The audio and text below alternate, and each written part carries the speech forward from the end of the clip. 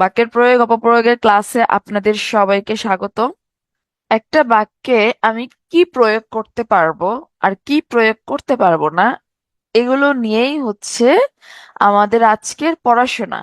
মানে ঠিক কোন শব্দ ব্যবহারের মাধ্যমে বা ভাষার কোন ভাষার ব্যবহারের মাধ্যমে আমরা হচ্ছে বাক্যে কোন ধরনের ভাষা, কোন ধরনের শব্দ, বানান, তারপরে হচ্ছে প্রকৃতির প্রত্যয় সাধিত, মানে অর্থাৎ এতদিন আমরা গ্রামারের যে টপিক গুলো পড়ে আসছি, ওগুলোই আমরা একটা বাক্যে কিভাবে শুদ্ধভাবে প্রয়োগ করতে পারবো, সেটাই হচ্ছে বাক্যের প্রয়োগ। আর যখন এই জিনিসগুলো আমি একটা বাক্যে শুদ্ধভাবে প্রয়োগ করতে পারবো না, ভুলভাবে যদি প্রয়োগ করি, ওইটা হলো গিয়ে আমার অপপ্রয়োগ। অর্থাৎ একটা বাক্য ঠিক কি কি কারণে শুদ্ধ থাকবে, কি কি কারণে অশুদ্ধ থাকবে, আমরা ওইটা নিয়েই আজকে আলোচনা করব। তো বাক্যের প্রয়োগ অপপ্রয়োগ খুব গুরুত্বপূর্ণ একটা টপিক। এখান থেকে আহ আগে বিসিএস গুলোতে খুব একটা প্রশ্ন আসতে দেখা যেত না। আমি পুরোনো বিসিএস গুলো যদি দেখি, দেখেন এখানে 43, 41, 40 কোনো প্রশ্ন আসে নাই। আবার 37, 38 আনা আসছে। আবার এখন আবার প্রশ্ন আসা শুরু করছে। রিসেন্ট যে বিসিএস গুলো গত 2-3 বছরে যে বিসিএস গুলো হইছে, সেখানে আবার প্রয়োগ অপপ্রয়োগ থেকে প্রশ্ন আসা শুরু করছে, ঠিক আছে। আবার ব্যাংকেও ঠিক সেম, প্রয়োগ অপপ্রয়োগ থেকে প্রশ্ন আসতো না, কিন্তু এখন ব্যাংকেও প্রয়োগ অপপ্রয়োগ থেকে প্রশ্ন আসা শুরু হয়েছে। তার মানে এই টপিকটা আমার কাছে একটু গুরুত্বপূর্ণ, আমাদের কাছে এখন গুরুত্বপূর্ণ। এটা আমাদের একদম ভালো করে মনোযোগ দিয়ে টপিকটা পড়তে হবে, ঠিক আছে। চলেন, বাক্যের অপপ্রয়োগ। তো একটা বাক্যে কি কি কারণে অপপ্রয়োগ হইতে পারে? হ্যাঁ, একটা বাক্য ঠিক কি কি কারণে অশুদ্ধ হইতে পারে? অপপ্রয়োগ মানে তো ব্যাপারটা হয়েছে অশুদ্ধ, তাই না? একটা বাক্যে ঠিক কি কি কারণে অশুদ্ধ হইতে পারে? প্রথমত, একটা বাক্যের বানান জনিত ভুল হইতে পারে। হ্যাঁ, বানান বানান ভুলের কারণেও কিন্তু আমার অপপ্রয়োগ হতে পারে। আমি যদি লিখি, আমি লিখি শহীদ মিনারে সবাই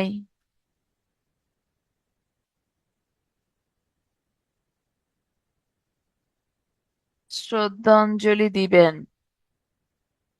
দেখেন তো এখানে কতগুলো ভুল আছে।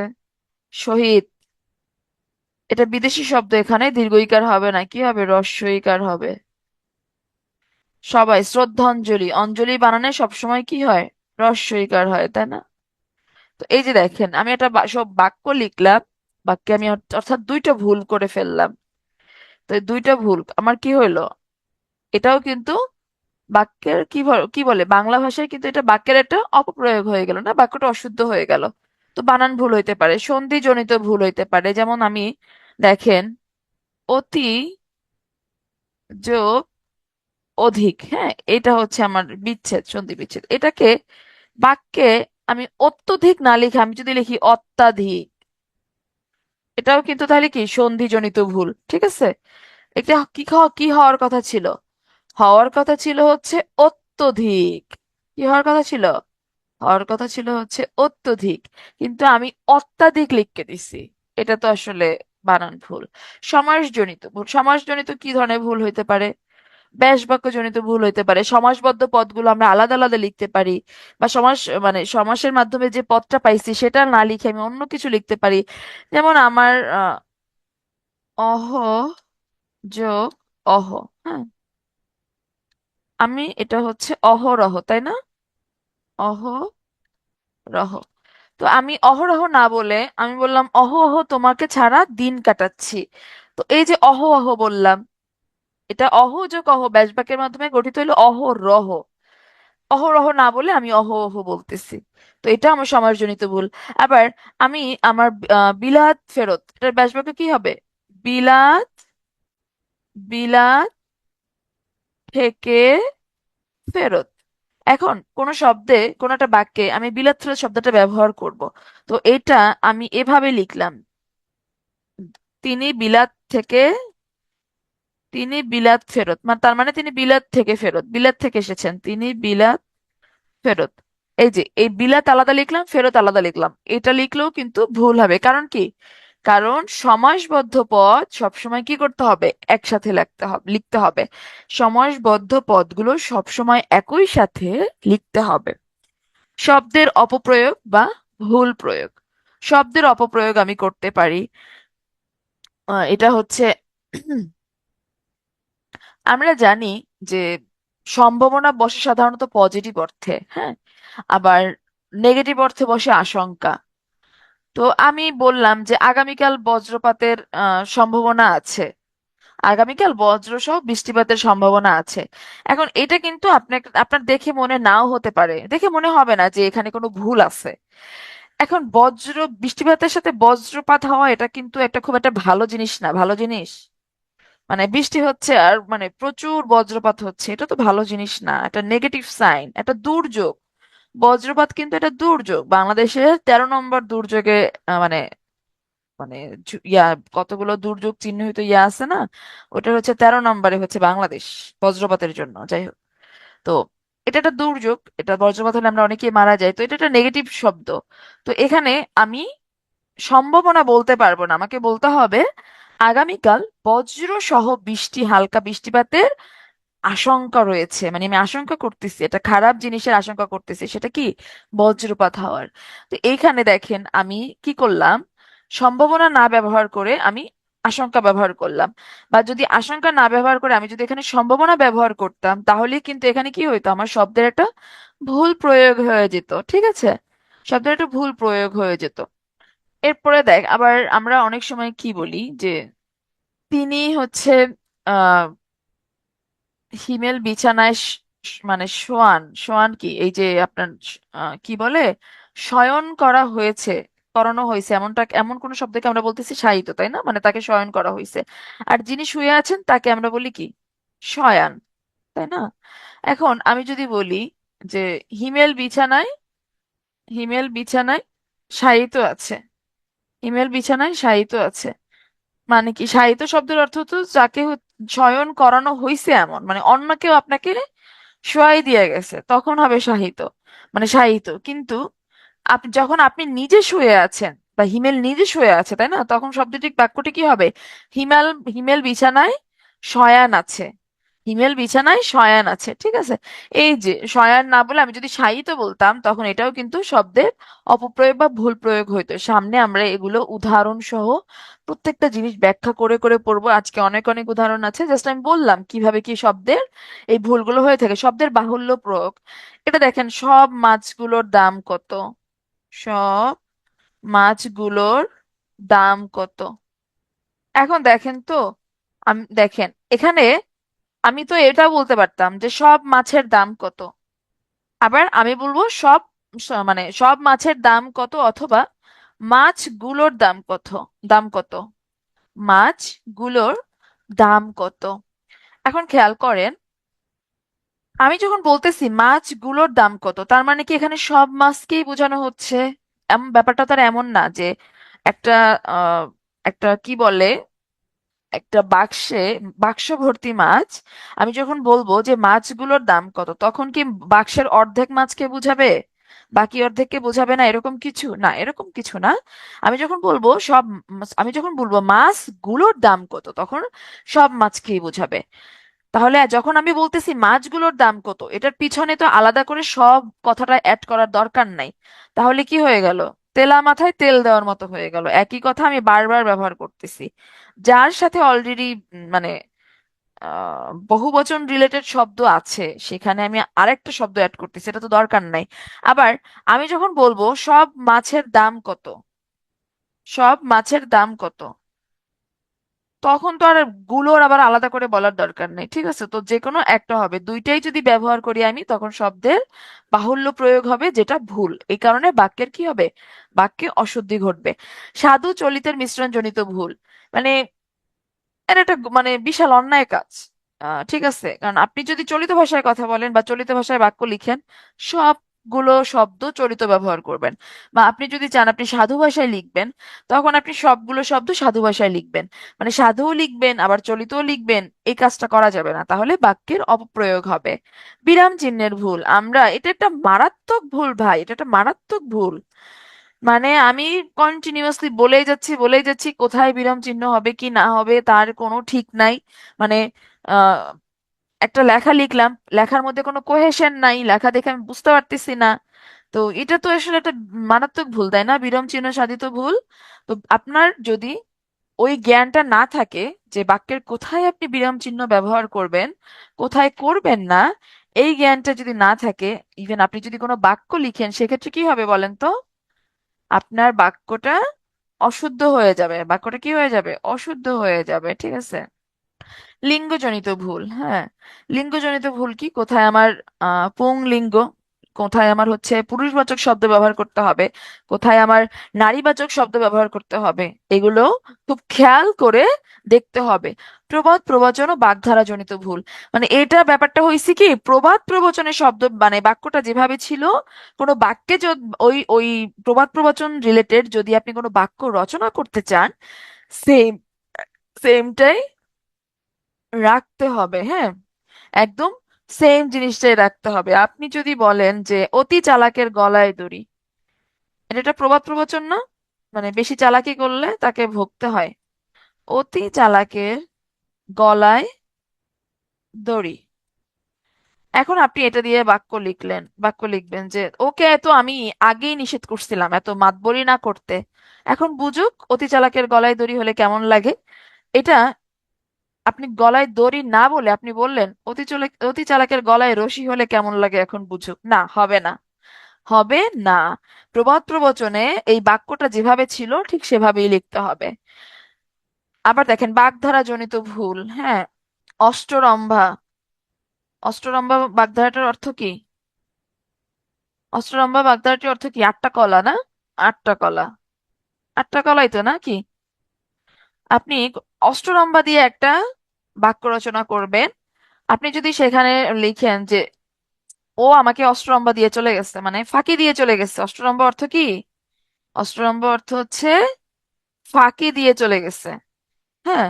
তো এটা না লিখে আপনি যদি লিখেন যে ও আমাকে আটটা কলা দেখাইয়া চলে গেছে, আটটা কলা দেখাই চলে গেছে, তাহলে কেমন হবে জিনিসটা? হবে না। কারণ বাগধারা শব্দটা যেভাবে ছিল ওভাবেই লিখতে হবে। প্রত্যয়জনিত ভুল, আমরা কি করি? আমরা দেখেন আমার শব্দটা হচ্ছে দরিদ্র, এই দরিদ্র শব্দের সাথে আমি কি করব? আমি জফলা বা তা প্রত্যয় যুক্ত করে এটাকে বিশেষণ করতে পারবো, তাই না? জফলা বা তা প্রত্যয় যুক্ত করে আমি যদি বিশেষণ করি তাহলে কি হবে? হয় দারিদ্র, যে কোনো একটা ব্যবহার মানে যুক্ত করতে পারবো, দুইটাই একই সাথে যুক্ত করতে পারবো না। দারিদ্র অথবা দরিদ্রতা, দরিদ্রতা তা প্রত্যয় যুক্ত করলেও বিশেষণ হবে, অথবা জফলা প্রত্যয় যুক্ত করলেও বিশেষণ হবে। কিন্তু আমি যদি বাক্যে লিখি যে তার দারিদ্রতা কোনোভাবেই দূর হচ্ছে না, তার দারিদ্রতা কোনোভাবেই দূর হচ্ছে না, এইখানে দারিদ্রতা শব্দটা কি হবে? অবশ্যই ভুল হবে। কি ধরনের ভুল? প্রত্যয়জনিত ভুল, ঠিক আছে? বাক্যে বিশেষ্য ও বিশেষণের যথার্থ প্রয়োগ, বাক্যে বিশেষ্য ও বিশেষণের যথার্থ প্রয়োগ, এটা খুব খেয়াল করতে হবে। এখানে দেখেন, আমি যখন বলবো আশ্চর্য, আশ্চর্য শব্দটার অর্থ কি? মূল অর্থ হচ্ছে বিস্ময়কর, তাই না? আশ্চর্য শব্দটার মূল অর্থ হচ্ছে বিস্ময়কর। আচ্ছা, অন্য একটা দেই, অন্য একটা উদাহরণ দেই, যেমন অপমান, হ্যাঁ। অপমান শব্দটা হচ্ছে আমার এখানে বিশেষ্য, আর এটার বিশেষণ হবে হচ্ছে অপমানিত, অপমানিত, হ্যাঁ। এখন দেখেন, আমি যখন বলবো তিনি আমাকে অপমান করেছেন, এটা ঠিক আছে, কিন্তু আমি যদি বলি তিনি আমাকে অপমানিত করেছেন, তাহলে কি হবে? হবে না। তাহলে হবে না। তাহলে যখন আমি বলবো তিনি আমাকে অপমানিত করেছেন, হবে না। তিনি অপমানিত হয়েছেন, তিনি আমাকে অপমান করেছে, আমি অপমান করেছি, আমি অপমানিত হয়েছি। যখন আমি বিশেষণ বলবো তখন হ ধাতুর ক্রিয়া হচ্ছে, আমি যখন বিশেষ্য বলবো তখন কর ধাতুর ক্রিয়া হচ্ছে। এগুলো খুব খেয়াল করতে হবে। সামনে উদাহরণ আছে, এখন জাস্ট আমি একবার বলে যাচ্ছি, কোনো কিছু বুঝতে অসুবিধা হলো চিন্তার কিছু নাই, সামনে উদাহরণ আছে। আচ্ছা, এবার আসি। বা আমরা শুরুতেই দেখেছিলাম বাক্যের বানান ভুলের কারণে বানান ভুলের কারণে কি হয় বলেন তো? বাক্য বাক্য শুদ্ধি অশুদ্ধি ঘটতে পারে। তো বানান ভুলগুলোর দিকে একটু খেয়াল রাখতে হবে। যেমন দেখেন অপেক্ষমান, অপেক্ষমান, এখানে এটা একটা সংস্কৃত শব্দ। এটা শেষে অবশ্যই কি হবে? মূর্ধন্য হবে। অপেক্ষমান। উদগীরণ, উদগীরণ আমরা কি জানি? রি র রেফ এগুলোর পরে কি হয়? নত্যবিধির নিয়ম অনুসারে এগুলোর পরে হচ্ছে মূর্ধন্য হয়। উল্লেখিত, এটা কিন্তু সন্ধিজনিত বানান ভুল। কি হবে বলেন তো? সন্ধি তো আপনাদের পড়ানো হয়েছে। উল্লেখিত সন্ধি বিচ্ছেদ কি হবে? উদ যোগ লিখিত, অর্থাৎ শব্দটা হবে উল্লিখিত। উল্লিখিত। চস্য, চস্য বলতে কিছু নাই, শব্দটা হবে চুষ্য। হ্যাঁ। ছত্র ছায়া, এটাও কি সন্ধিজনিত ভুল। ছত্র যোগ ছায়া, ছত্র ছায়া। ছ থাকলে কি হয়? ছ থাকলে কি হয়? সন্ধিজাত শব্দে যদি চয় ছ থাকে, বিচ্ছেদে কি হয়? ছত্র যোগ ছায়া, ছত্র ছায়া। অথবা যদি উল্টা বলি, বিচ্ছেদে যদি ছত্র যোগ ছায়া থাকে, সন্ধিজাত শব্দে কি হবে? ছটা চয় ছ হয়ে যাবে, নতুন করে একটা চ আসবে। ঠিক আছে, তো এটাও কিন্তু সন্ধিজনিত বানান ভুল। প্রাণীবিদ্যা, প্রাণীবিদ্যা দেখেন এখানে আমরা কি জানি? র, রকার, রেফ, হ্যাঁ, রফলা এগুলোর পরে সাধারণত মূর্ধন্য হয়। আর এই কারণে এটার শব্দটা হবে প্রাণী। খেয়াল করে এখানে একটা ব্যাপার আছে, শব্দটা হবে প্রাণী। কিন্তু এই প্রাণীর সাথে যখন কোনো, প্রাণীর সাথে যখন কোনো কি হবে? কোনো শব্দাংশ যুক্ত হবে, সেটা বিদ্যা হইতে পারে, হ্যাঁ, বিদ্যা হইতে পারে, প্রাণী বিষয়ক হইতে পারে। এই প্রাণীর পরে যদি এক্সট্রা কিছু যুক্ত হয়, হ্যাঁ, এক্সট্রা কোনো শব্দাংশ যুক্ত হয়, তখন সেটা কি হয়ে যাবে? তখন ওই যে প্রাণী বানানে দীর্ঘইকারটা হ্রস্বইকার হয়ে যাবে। তখন দীর্ঘইকারটা কি হয়ে যাবে বলেন তো? হ্রস্বইকার হয়ে যাবে। এটা একটু খেয়াল করতে হবে। এটা আমরা আবার দেখেন, দেখেন প্রতিযোগী, প্রতিযোগীর সাথে যখন আমরা তা প্রত্যয় যুক্ত করতেছি, তখন সেটা কি হয়ে যাচ্ছে? প্রতিযোগিতা। এই প্রতিযোগিতা এখানে কিন্তু যোগী বানানে আবার হ্রস্বইকার হয়ে যাচ্ছে। অর্থাৎ মূল শব্দটাই দীর্ঘইকার থাকলেও এর পরে যদি কোনো আমরা আমরা এক্সট্রা শব্দাংশ যুক্ত করি, তাহলে ওই শব্দটার কি হয়ে যায় বলেন তো? দীর্ঘইকারটা হ্রস্বইকার হয়ে যায়। দীর্ঘইকারটা হ্রস্বইকার হয়ে যায়। আশা করি বুঝতে পারছেন। তারপর হচ্ছে মন্ত্রী সভা, সেম। মন্ত্রীর ক্ষেত্রেও সেম, মন্ত্রী পরিষদের ক্ষেত্রেও সেম। শব্দটা যখন একা বসবে, যখন একা বসবে মন্ত্রী, তখন দীর্ঘইকার। কিন্তু এর পরে যদি কোনো কোয়ালিফাইং ওয়ার্ড বসে, হ্যাঁ, এরপরে যদি কোনো কোয়ালিফাইং ওয়ার্ড বসে, সাথে সাথে এই দীর্ঘইকারটা ওই শব্দে, দীর্ঘইকারটা কি হয়ে যাবে? হ্রস্বইকার হয়ে যাবে। যেমন মন্ত্রী থেকে মন্ত্রী সভা, মন্ত্রী পরিষদ থেকে মন্ত্রী পরিষদ। ঠিক আছে। শিরোচ্ছেদ, এটাও কিন্তু সন্ধিজনিত বানান ভুল। এটা কি ধরনের সন্ধি? বিসর্গ সন্ধি, তাই না? শির যোগ ছেদ, এই বিসর্গটা উঠে গিয়ে সন্ধিজাত শব্দের একটা মূর্ধন্য মানে তালব্য বসা থাকবে। উল্টা, আমি উল্টাটা, এটা তো আমি উল্টা বললাম, কিন্তু আমি যদি শিরোচ্ছেদটাকে ভাঙি, তাহলে কি? শির মানে কি? মাথা, মাথা আলাদা করে দেওয়া। শির লিখলাম, এরপরে এই যে তালব্য বসা তো এখান থেকে বিলুপ্ত হয়ে যাবে। বিলুপ্ত হয়ে কি হবে? এখানে একটা ইয়া বিসর্গ বসবে, এরপরে বাকিটা বসে যাবে আমি যখন বিচ্ছেদ করব। শির যোগ ছেদ। তাহলে শিরোচ্ছেদ বানান কিন্তু এটা না, এটা 45 বিসিএস এ আসছিল এই বানানটা। এটা হবে মেইনলি শিরোচ্ছেদ। এবার আসি, আমরা বাংলা ব্যাকরণে কাছাকাছি উচ্চারণের অনেক শব্দ দেখব, যেগুলোর উচ্চারণ একই কিন্তু অর্থ কিন্তু ভিন্ন। এই যে ভিন্ন অর্থের কারণে আমাদের বাক্যে ভুল শব্দ ব্যবহৃত হইতে পারে। কিরকম? এই যে দেখেন, অণু, অণু শব্দের অর্থ হচ্ছে বস্তুর ক্ষুদ্রতম অংশ। এই অণু বানানে হচ্ছে মূর্ধন্য, আর এই অণু বানানে হচ্ছে দন্তন্য। এই অণু বানানো হচ্ছে দন্তনা। দেখেন, এই অনুমান হচ্ছে পশ্চাৎ বা পিছনে। এখন আমি যদি বলি আমার অণুতে ভয় হয়, আমার অণুতে ভয় হয়, দেখেন তো এখানে অনুবানাটা ঠিক আছে কিনা, এটার মিনিংটা হচ্ছে কিনা। অণুতে ভয় হয় মানে আমার পিছনে ভয় লাগে, পাছে ভয় হয়। হ্যাঁ, পাছে ভয় হয়। তো আমি তো এটা দন্তনা দিয়ে লেখার কথা ছিল, আমি তো মূর্ধনা দিয়ে লিখলাম, তাহলে এটার অর্থই কিন্তু পুরো চেঞ্জ হয়ে গেছে। এগুলো খুব খেয়াল করতে হবে। আবার দেখেন, এই অশ্ব, শয়ে বফলা থাকলে যে অশ্ব সেটা হচ্ছে ঘোড়া, শয়ে মফলা থাকলে যে অশ্ব সেটা অর্থ কিন্তু আবার পাথর। এখন আপনি যখন এই অশ্ব শব্দটা বাক্যে ব্যবহার করবেন, অবশ্যই আপনার বাক্যের কনটেক্সট অনুযায়ী যে শব্দটা আপনার সাথে বাক্যে বসবে সেটাই বসাইতে হবে, এখানে বানানটার দিকে খেয়াল করতে হবে। আবার আবরণ, কোনো কিছু ঢেকে দেওয়া, তাই না? আবরণ, ওইটাকে ওই জিনিসটা আবরণ করে দাও, আবরণ করে ফেলো, তাই না? আচ্ছাদন করা, ঢেকে ফেলা। যখন আমি আভরণ বলবো, আভরণ বলবো, তখন কিন্তু আর এটা ঢেকে দেওয়া অর্থে ব্যবহৃত হচ্ছে না, এটা কি অর্থে ব্যবহৃত হবে? অলংকার অর্থে। আবার আষাঢ়, আষাঢ় মানে হচ্ছে, আমরা তো জানি আমাদের বাংলাদেশের 6টা ঋতু, 6টা ঋতুর একটা ঋতুর নাম হচ্ছে বর্ষাকাল। সেই বর্ষাকালের প্রথম মাসটাই হচ্ছে আষাঢ়। হ্যাঁ। আবার যখন আমি আমি যদি লিখি, তোমাকে আপনাদেরকে বলা হলো যে বাংলাদেশে 6টা ঋতু আছে, গ্রীষ্ম, বর্ষা, হ্যাঁ, শরৎ, হেমন্ত, শীত, বসন্ত। এই যে গ্রীষ্ম, বর্ষা, তারপর এদের বর্ষার মধ্যে আপনি দুইটা মাসের নাম লিখলেন, লিখলেন হচ্ছে আষাঢ়, আষাঢ়, আরটা লিখলেন কি? শ্রাবণ, সরি, আষাঢ়, শ্রাবণ। এখানে এই আষাঢ় বানানটা কি হয়েছে? আষাঢ় বানান ঠিক আছে, আষাঢ় বানান ঠিক আছে, কিন্তু এই অর্থে, ঋতু অর্থে এটা এখানে ঠিক না। হ্যাঁ, এই আষাঢ় শব্দের অর্থ হচ্ছে বৃষ্টি বা জলকণা, বৃষ্টি বা জলকণা, এটা হচ্ছে বাংলা মাসের নাম না, ঠিক আছে? এটা খেয়াল করতে হবে। আবার অবদান, অবদান অর্থ হচ্ছে কীর্তি, হ্যাঁ, কোনো কিছুতে অবদান রাখা, এটা তো আপনার একটা ক্রেডিট। অবধান, যখন আমি অবধান বলবো, মনোযোগ। আপনি বললেন পড়াশোনায় অবদান দাও, মাই গড, মারাত্মক ভুল হয়ে যাবে, তাই না? মারাত্মক ভুল হয়ে যাবে। পড়াশোনায় অবদান দাও, পড়াশোনায় কীর্তি দিবে?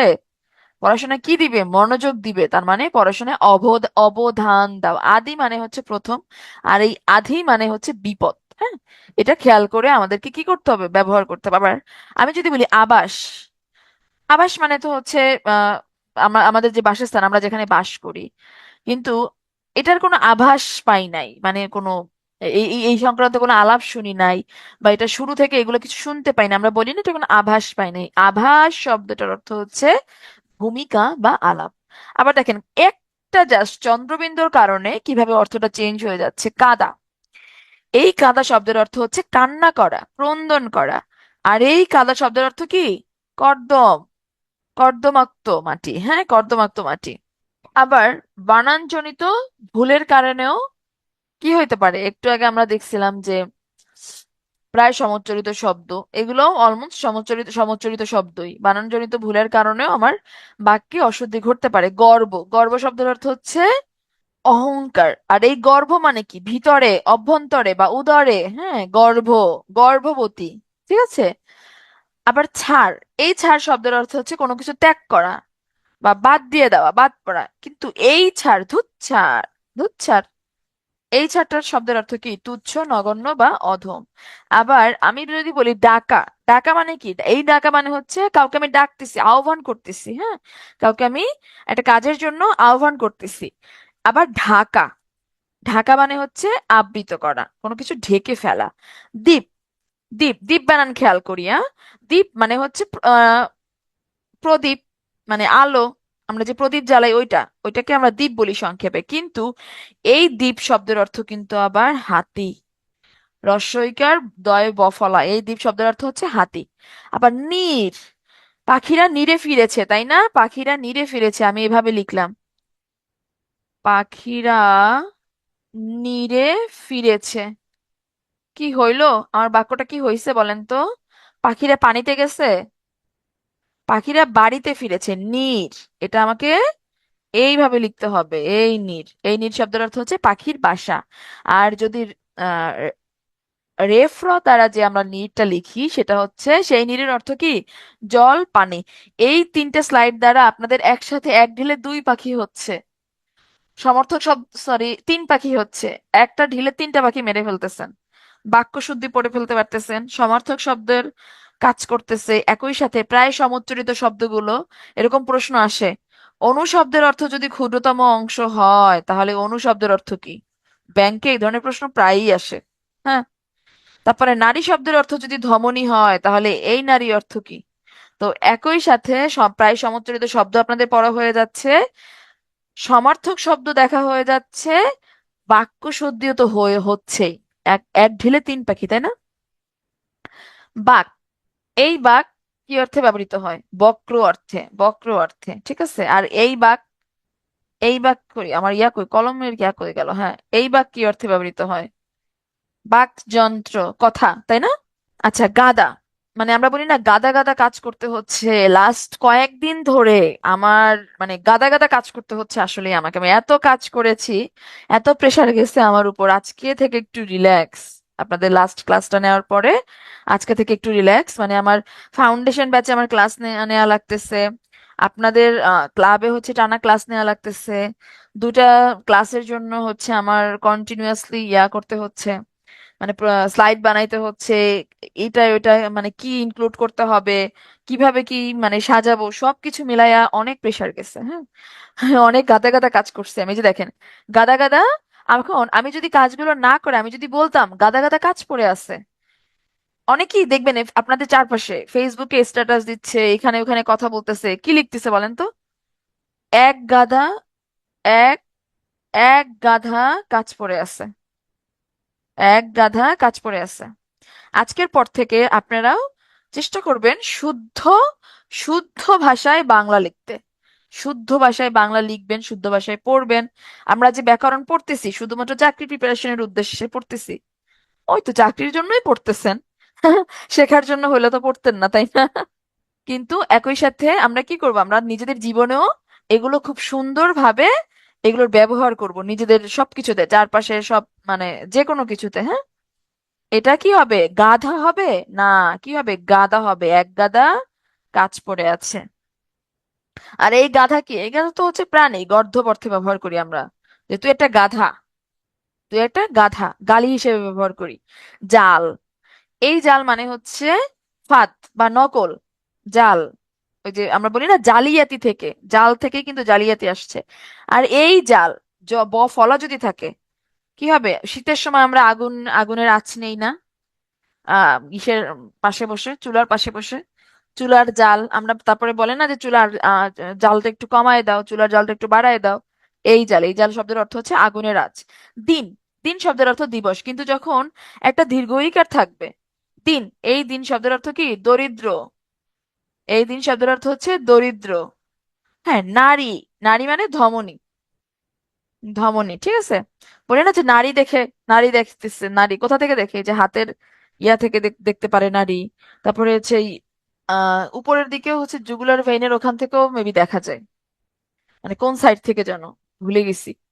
আচ্ছা, তারপরে এই নারী, যখন রয় দীর্ঘইকার থাকবে, এই নারী শব্দের অর্থ কি, এই নারী তো সবাই চিনেন, তাই না, বিশেষত ছেলেরা, এই নারী তো সবাই চিনেন। আচ্ছা, পদ্ম, পদ্ম শব্দের অর্থ কি, কবিতা। মানে নারীর জন্য, মানে আমাদের পুরুষতান্ত্রিক সমাজে পুরুষরা বলে না, পুরুষতান্ত্রিক সমাজে ভাইয়েরা আবার চেতে যায় না, যে নারীর জন্য আমার জীবন শেষ।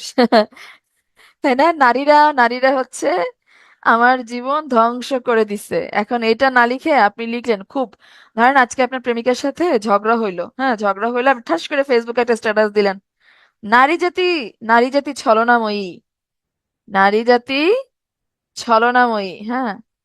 কি হইলো বলেন তো জিনিসটা? এটা যদি আপনি লিখেন, আপনার গার্লফ্রেন্ডের সাথে যতটুকু সম্ভব রিলেশন ঠিক হওয়ার কথা ছিল, আমি প্রিটি শিওর সে যখন দেখবে আপনি এভাবে লিখছেন, এটা দেখার পর সাথে সাথে আপনার সাথে ব্রেকআপ করে দিবে। খুব সাধু, খুব সাবধান, বানানের ক্ষেত্রে খেয়াল করতে হবে, ঠিক আছে। পদ্ম, পদ্ম শব্দের অর্থ কি, এই পদ্ম শব্দের অর্থ হচ্ছে কবিতা।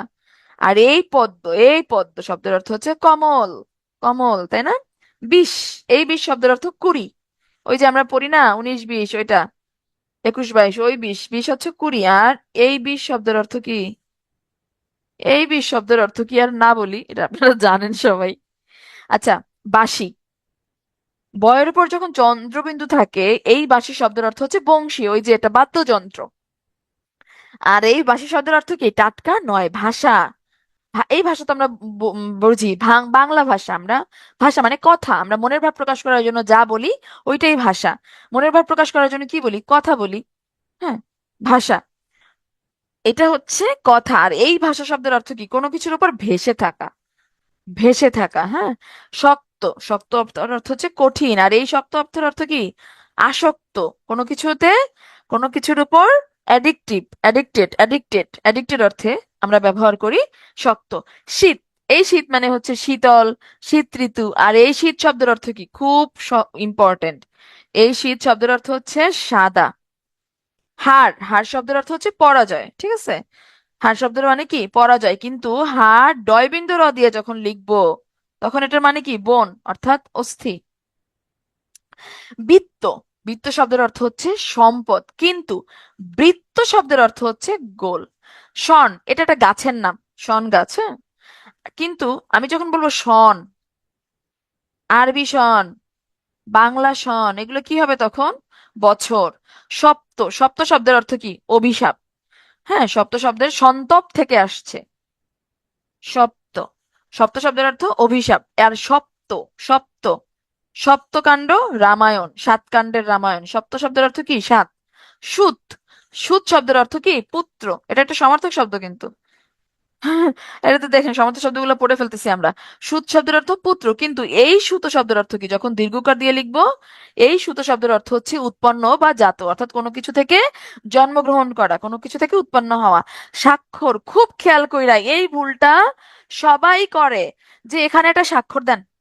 আসছে আমার কাছে একটা ফাইল নিয়ে আসছে, মানে নাকি লিখে দিছে যে এখানে একটা, এখানে একটা স্বাক্ষর দেন, সরি, এখানে একটা স্বাক্ষর দিন। ভুল, বানানটা হবে শয় ব ফলা স্বাক্ষর দিন। মানে এই স্বাক্ষর শব্দের অর্থ হচ্ছে অক্ষর জ্ঞান বিশিষ্ট, মানে আপনি যে পড়াশোনা করতে পারেন, আপনার যে মিনিমাম অক্ষর জ্ঞান আছে, এটাই এটাই হচ্ছে স্বাক্ষর। কিন্তু যখন আপনি সাইন দিতেছেন, যখন আপনি সাইন দিতেছেন, তখন সেটা কি হয়ে যাচ্ছে, তখন ওইটাকে আমরা বলবো দস্তখত বা স্বাক্ষর, তখন সেটা নিচে এটা ব ফলা থাকবে। শেষ। এরপরে আসি বিশেষ্যবাচক শব্দকে, ওই যে আমরা পড়েছিলাম না যে বাক্যে বিশেষ্য এবং বিশেষণের সর্বত্র প্রয়োগ ঘটাইতে হবে, এটা ঠিকঠাক প্রয়োগ না করলে কি হবে, বাক্যটা অশুদ্ধ হয়ে যাবে, তাই না? এটাই তো আমরা দেখেছিলাম। তো দেখেন, বিশেষ্যবাচক কোনো শব্দের সাথে, আচ্ছা একটা মিনিট সময় দেন, আমার না মানে পড়াইতে কানা কানা লাগতেছে, আমি একটু ফোন থেকে জয়েন করি। মানে মনে হচ্ছে আমি শুধু রোবটের মতো পড়ায় যাচ্ছি, আপনাদের মেসেজ টেসেজ কিছু দেখতেছি না, জিনিসটা ভালো লাগতেছে না। একটা মিনিট, ফোন থেকে একটু জয়েন করি, চার্জ যদিও হয়েছে। চলে আসছি। হ্যাঁ, অংশগ্রহণ করেছিলাম, লিখিত দিয়েছি, দোয়া করিয়েন। আচ্ছা, আচ্ছা, এতক্ষণ যে আহ বক বক করলাম, বিরক্ত লাগছে, বিরক্ত লাগছে কিনা বলেন তো, যে না, এত এত কথা বলতেছেন ম্যাম, এত কিছু তো আসলে শুনতে মন চাচ্ছে না। ওকে, ধন্যবাদ। তাহলে আমরা শুরুতেই কিন্তু কয়েকটা রিজন দেখেছিলাম যে কি কি কারণে বাক্যে প্রয়োগ অপপ্রয়োগ হইতে পারে। তাহলে সেখানে কিন্তু একটা পয়েন্ট ছিল যে বাক্যে বিশেষ্য, বিশেষ্য এবং বিশেষণের এই পদগুলোর কি করতে হবে, ঠিকঠাক ভাবে ব্যবহার করতে হবে। ঠিকঠাক ব্যবহার না করলে কিন্তু ভুল হয়ে যাচ্ছে আমার।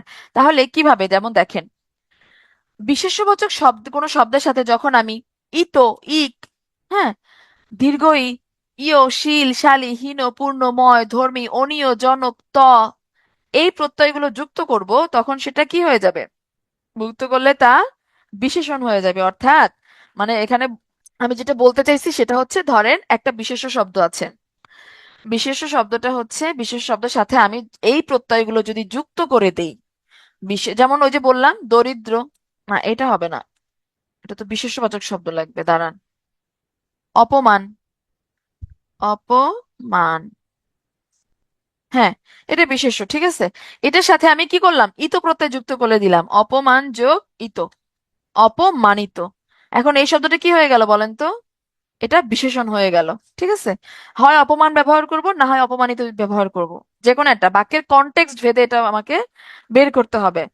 পড়ার সময় মনে হয় কোনটার প্রেক্ষিতে কি উদাহরণ বলেছিলেন, তখন জিনিসটা আরো ভালো মনে থাকে। হ্যাঁ, শুরুতে আমি যদিও উদাহরণ দিয়েছি, ওইগুলাই জাস্ট আমরা এখন একটু ডিটেলস পড়বো। শুরুতে তো মানে হালকার উপরে ঝাপসা আমি আলোচনা করে গেছি। তাহলে আমার প্রথমত যে জিনিসটা কি করতে হবে, কোনো বিশেষ্য বাচক শব্দের সাথে, এই কারণে কি করতে হবে, আমাকে অবশ্যই বিশেষ্য শব্দ চিনতে পারি না, বিশেষত বাংলার ক্ষেত্রে, বাংলার ক্ষেত্রে কি ইংরেজিতেও চেনা যায় না। তো এই এই টপিক গুলো সাধারণত আমরা শেষে রাখি, কারণ গ্রামারের সব টপিক গুলো এইখানে চলে আসে, প্রয়োগ অপপ্রয়োগের মধ্যে গ্রামারের সব টপিক গুলো চলে আসে। এই কারণে এটা আমরা শেষে রাখি। তো পদ কিন্তু আপনাদের পড়ানো হয়েছিল, আমিই পড়াইছিলাম, তাই না? তো আশা করি বিশেষ্য শব্দ আপনারা চিনতে পারবেন। বিশেষ্যবাচক কোনো শব্দের সাথে যখন ইতো, ইক, হ্যাঁ, ইয়, শীল, শালীহীন, পূর্ণ, ময়, ধর্মী, অনীয়, জনক, প্রত্যয় যখন যুক্ত করব, তখন সেটা কি হয়ে যায় বলেন তো?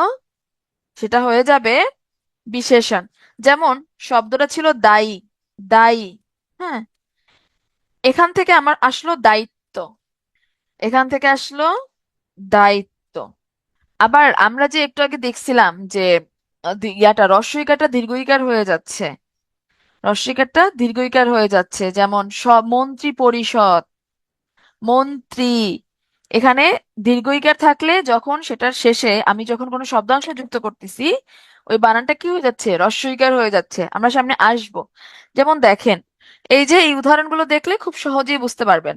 ওই যে বললাম, বিশেষণের শেষে যখন এই প্রত্যয়গুলো যুক্ত করব, বিশেষের শেষে যখন এই প্রত্যয়গুলো যুক্ত করব, তখন এটা বিশেষণ হয়ে যাবে। যেমন আমার শব্দটা ছিল অপমান, অপমান হচ্ছে আমার বিশেষ্য, এটার সাথে ইত প্রত্যয় যুক্ত করলাম, হয়ে গেল অপমানিত। এটা কি হবে? বিশেষণ হবে। এটা তখন হয়ে যাবে বিশেষণ। আবার গর্ব, গর্ব শব্দটা হচ্ছে আমার, গর্ব শব্দটা আমার হচ্ছে কি? বিশেষ্য। এটার সাথে যখন ইত প্রত্যয় যুক্ত করব, তখন ওইটা হয়ে যাবে গর্বিত। তখন কি হয়ে যাবে? তখন হয়ে যাবে গর্বিত।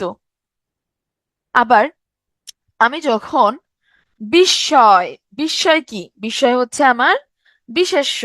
মানে আমি যে কোনো কিছু দেখে অবাক হয়ে যাচ্ছি, এই অবাক হওয়ার প্রসেসটার নাম হচ্ছে বিস্ময়। হ্যাঁ, এই অবাক হওয়ার, এই যে অবাক হয়ে একদম আহ্লাদে ও মা একটা রিয়াকশন দিলাম, এই যে যে প্রসেসটাতে আমি গিয়ে রিয়াকশনটা দিলাম, এই পুরো প্রসেসটার নাম হচ্ছে বিস্ময়। হ্যাঁ, যেহেতু নাম তার মানে এটা বিশেষ্য। বিস্ময় থেকে বিস্মিত, দুঃখ থেকে দুঃখিত, প্রমাণ থেকে প্রমাণিত, উদয়, সূর্যোদয়, উদয়, এখানে কি? সূর্য যে উঠতেছে, সূর্য যে উঠতেছে, ওই কাজটার নাম হচ্ছে কিন্তু উদয়। ঠিক আছে? এই কাজটার নাম হচ্ছে উদয়। তার মানে কি? উদয় হবে বিশেষ্য। উদয়ের বিশেষণ ফর্ম কি হবে? উদিত। লঙ্ঘন, লঙ্ঘন, সীমা লঙ্ঘন, সীমা লঙ্ঘন। ধরেন আপনি একদম আপনি সকল বাধা সকল লিমিটেশন আপনি করে ফেলছেন, অতিক্রম করে ফেলছেন। আপনাকে বলা হয়েছে এই তুমি বেশি বুঝবা না, তুমি এখানে এই কাজটা ওইখানে যাবা না, এই কাজটা করবা না। তো এত নেগেটিভ একটা কনসিকুয়েন্স থাকার পরও আপনাকে নিষেধ করা সত্ত্বেও আপনি ওই কাজগুলো করে ফেলছেন। তো এই যে আপনি কারো কথা শুনান নাই, সীমা হচ্ছে অতিক্রম করে ফেলছেন, এই যে প্রসেসটার নাম হচ্ছে লঙ্ঘন। তো লঙ্ঘন হচ্ছে বিশেষ্য। লঙ্ঘনের বিশেষণ ফর্ম কি হবে? লঙ্ঘিত। খণ্ড, খণ্ড মানে হচ্ছে ভাগ। একটা বাঁশকে, একটা বাঁশ আপনি কেটে টুকরো টুকরো খণ্ড খণ্ড করে রাখছেন, এই যে প্রত্যেকটা, এগুলো হচ্ছে সব বিশেষ্য। খণ্ড, ছোট ছোট ভাগ, হ্যাঁ, এটা হচ্ছে বিশেষ্য। যখন এটাকে আপনি ইত বা অনীয় প্রত্যয় যুক্ত করবেন, তখন হয়ে যায় বিশেষণ। যেমন খণ্ড থেকে খণ্ডিত, খণ্ড থেকে খণ্ডনীয়, অনীয়, খণ্ড যোগ অনীয়, খণ্ডনীয়, খণ্ড যোগ ইত, খণ্ডিত। আশা করি বুঝতে পারছেন কিভাবে বিশেষ্য থেকে এই প্রত্যয়গুলো যুক্ত করলে আমরা হচ্ছে বিশেষণ পদ পাচ্ছি। এরপরে আসেন একত্রিত, উদ্বেলিত, আকলিত, এগুলো কি? এগুলো হচ্ছে ভুল। কেন ভুল? কারণ এগুলো অলরেডি বিশেষণ।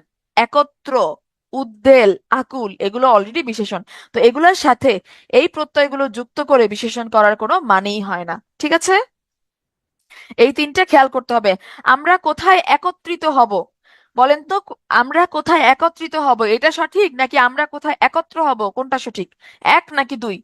কমেন্ট সেকশনে লিখেন তো। এক নাকি দুই? এক নাম্বারটা নাকি দুই নাম্বারটা? আমরা কোথায় একত্রিত হব এটা সঠিক, নাকি আমরা কোথায় একত্র হব? রাইট, একত্র হব। তিনি উদ্বেলিত হয়ে গেছেন না, তিনি উদ্বেল হয়ে গেছেন। তার আকুলিত মনে আমি এটা চাচ্ছি না, আকুল মনে আমি এটা চাচ্ছি। ঠিক আছে? কারণ এগুলো অলরেডি বিশেষণ, এগুলাতে কোনো প্রত্যয় যুক্ত করে নতুন করে বিশেষণ বিশেষণ তৈরি করার কোনো দরকার নেই। এখানে দেখেন, আমরা যেটা বলছিলাম, এখানে আরো কিছু আছে, বিশেষ্য বিশেষণের উদাহরণ আছে। যেমন দেখেন আশ্চর্য, বিশেষ্য, আশ্চর্যান্বিত। এখানে কি? অন্বিত, আশ্চর্যান্বিত, অন্বিত প্রত্যয় যুক্ত হইত। অপমান, অপমানিত। বিস্ময়, বিস্মিত। খণ্ডন, খণ্ডিত। উদয়, উদিত। সন্তোষ, হ্যাঁ, সন্তুষ্ট, সন্তুষ্ট। গ্রহণ, গৃহীত, গ্রহণের বিশেষণ কি হবে? গৃহীত। ইত প্রত্যয় যুক্ত হইল। চমৎকার, চমৎকৃত। হ্যাঁ, ত প্রত্যয় যুক্ত হইল, মানে চমৎকৃত। দেখেন, ত প্রত্যয় যুক্ত হইল। এরপর দেখেন অবসান, অবসিত, ঘৃণা, ঘৃণ্য বা ঘৃণিত, বিশেষণ হয়ে গেল। প্রতিপালন থেকে প্রতিপালিত, ক্রোধ থেকে ক্রোধান্বিত। হ্যাঁ, অবধান থেকে অবহিত, অধ্যয়ন, এটা পরীক্ষায় প্রায়ই আসে। অধ্যয়ন শব্দের বিশেষণ কি? অধ্যয়ন শব্দের বিশেষণ কি? অধীত। আদর শব্দের বিশেষণ হচ্ছে আদৃত। এখানেও আমাদের এক ঢিলে দুই পাখি মারা হইলো, বাক্য শুদ্ধিও পড়া হইলো, একই সাথে পদ পরিবর্তনটাও আমরা পড়ে ফেললাম, তাই না? কিভাবে বিশেষ্য থেকে বিশেষণ হইতেছে, এগুলো একদম টিএম করে ফেলতে হবে। টিএম করে ফেলতে হবে, ঠিক আছে? ঘুরে ফিরে এই এই শব্দগুলো থেকেই প্রশ্ন আসে। এখন দেখেন, এখানে একটা জিনিস লেখা আছে, সাবজেক্ট প্লাস নাউন প্লাস এরপরে যদি কর ধাতু আসে, সাবজেক্ট প্লাস নাউনের পরে কি আসবে? কর ধাতু আসবে। আবার সাবজেক্ট প্লাস অ্যাডজেক্টিভ যদি থাকে তখন কি আসবে? হওয়া। হ ধাতুর ক্রিয়ারূপ, হ ধাতুর ক্রিয়ারূপ আসবে, হওয়া, ঠিক আছে? হ ধাতুর ক্রিয়ারূপ আসবে, হ ধাতুর ক্রিয়ারূপ আসবে। কিভাবে? চলেন উদাহরণ সহ দেখি। সূর্য উদয় হয়েছে, সূর্য উদয় হয়েছে। এখন উদয় কি? বিশেষ্য না? সবাই হচ্ছে রিপ্লাই করবেন। আপনাদের সাথে কথা বলার জন্যই তো ফোন থেকে জয়েন দিছি। কেমন খারাপ মানুষ আপনারা, রিপ্লাই দেন না। আচ্ছা, উদয় হচ্ছে আমার এখানে বিশেষ্য। আমি একটু আগে কি দেখলাম বলেন তো? যদি বিশেষ্য থাকে তাহলে কোন ধাতুর ক্রিয়া হবে? কর ধাতুর ক্রিয়া হবে বিশেষের সাথে, কর ধাতুর ক্রিয়া হবে। আর যদি বিশেষণ থাকে তাহলে সেটা হ ধাতুর ক্রিয়া হবে। দেখেন, সূর্য উদয় হয়েছে, সূর্য উদয় হয়েছে না, ওকে তো, ও হচ্ছে, ওকে কেউ উদয় করে নাই। আমি যদি বলি সূর্য উদয় করেছে, তাহলেও সেটা হচ্ছে না, কারণ সূর্যকে কে উঠাই দিছে? সৃষ্টিকর্তা উঠাইছে। সৃষ্টিকর্তার মানে কি বলে, সৃষ্টিকর্তার ইশারাতে উঠছে, হ্যাঁ, ওইটা তো ডিফারেন্ট থিং।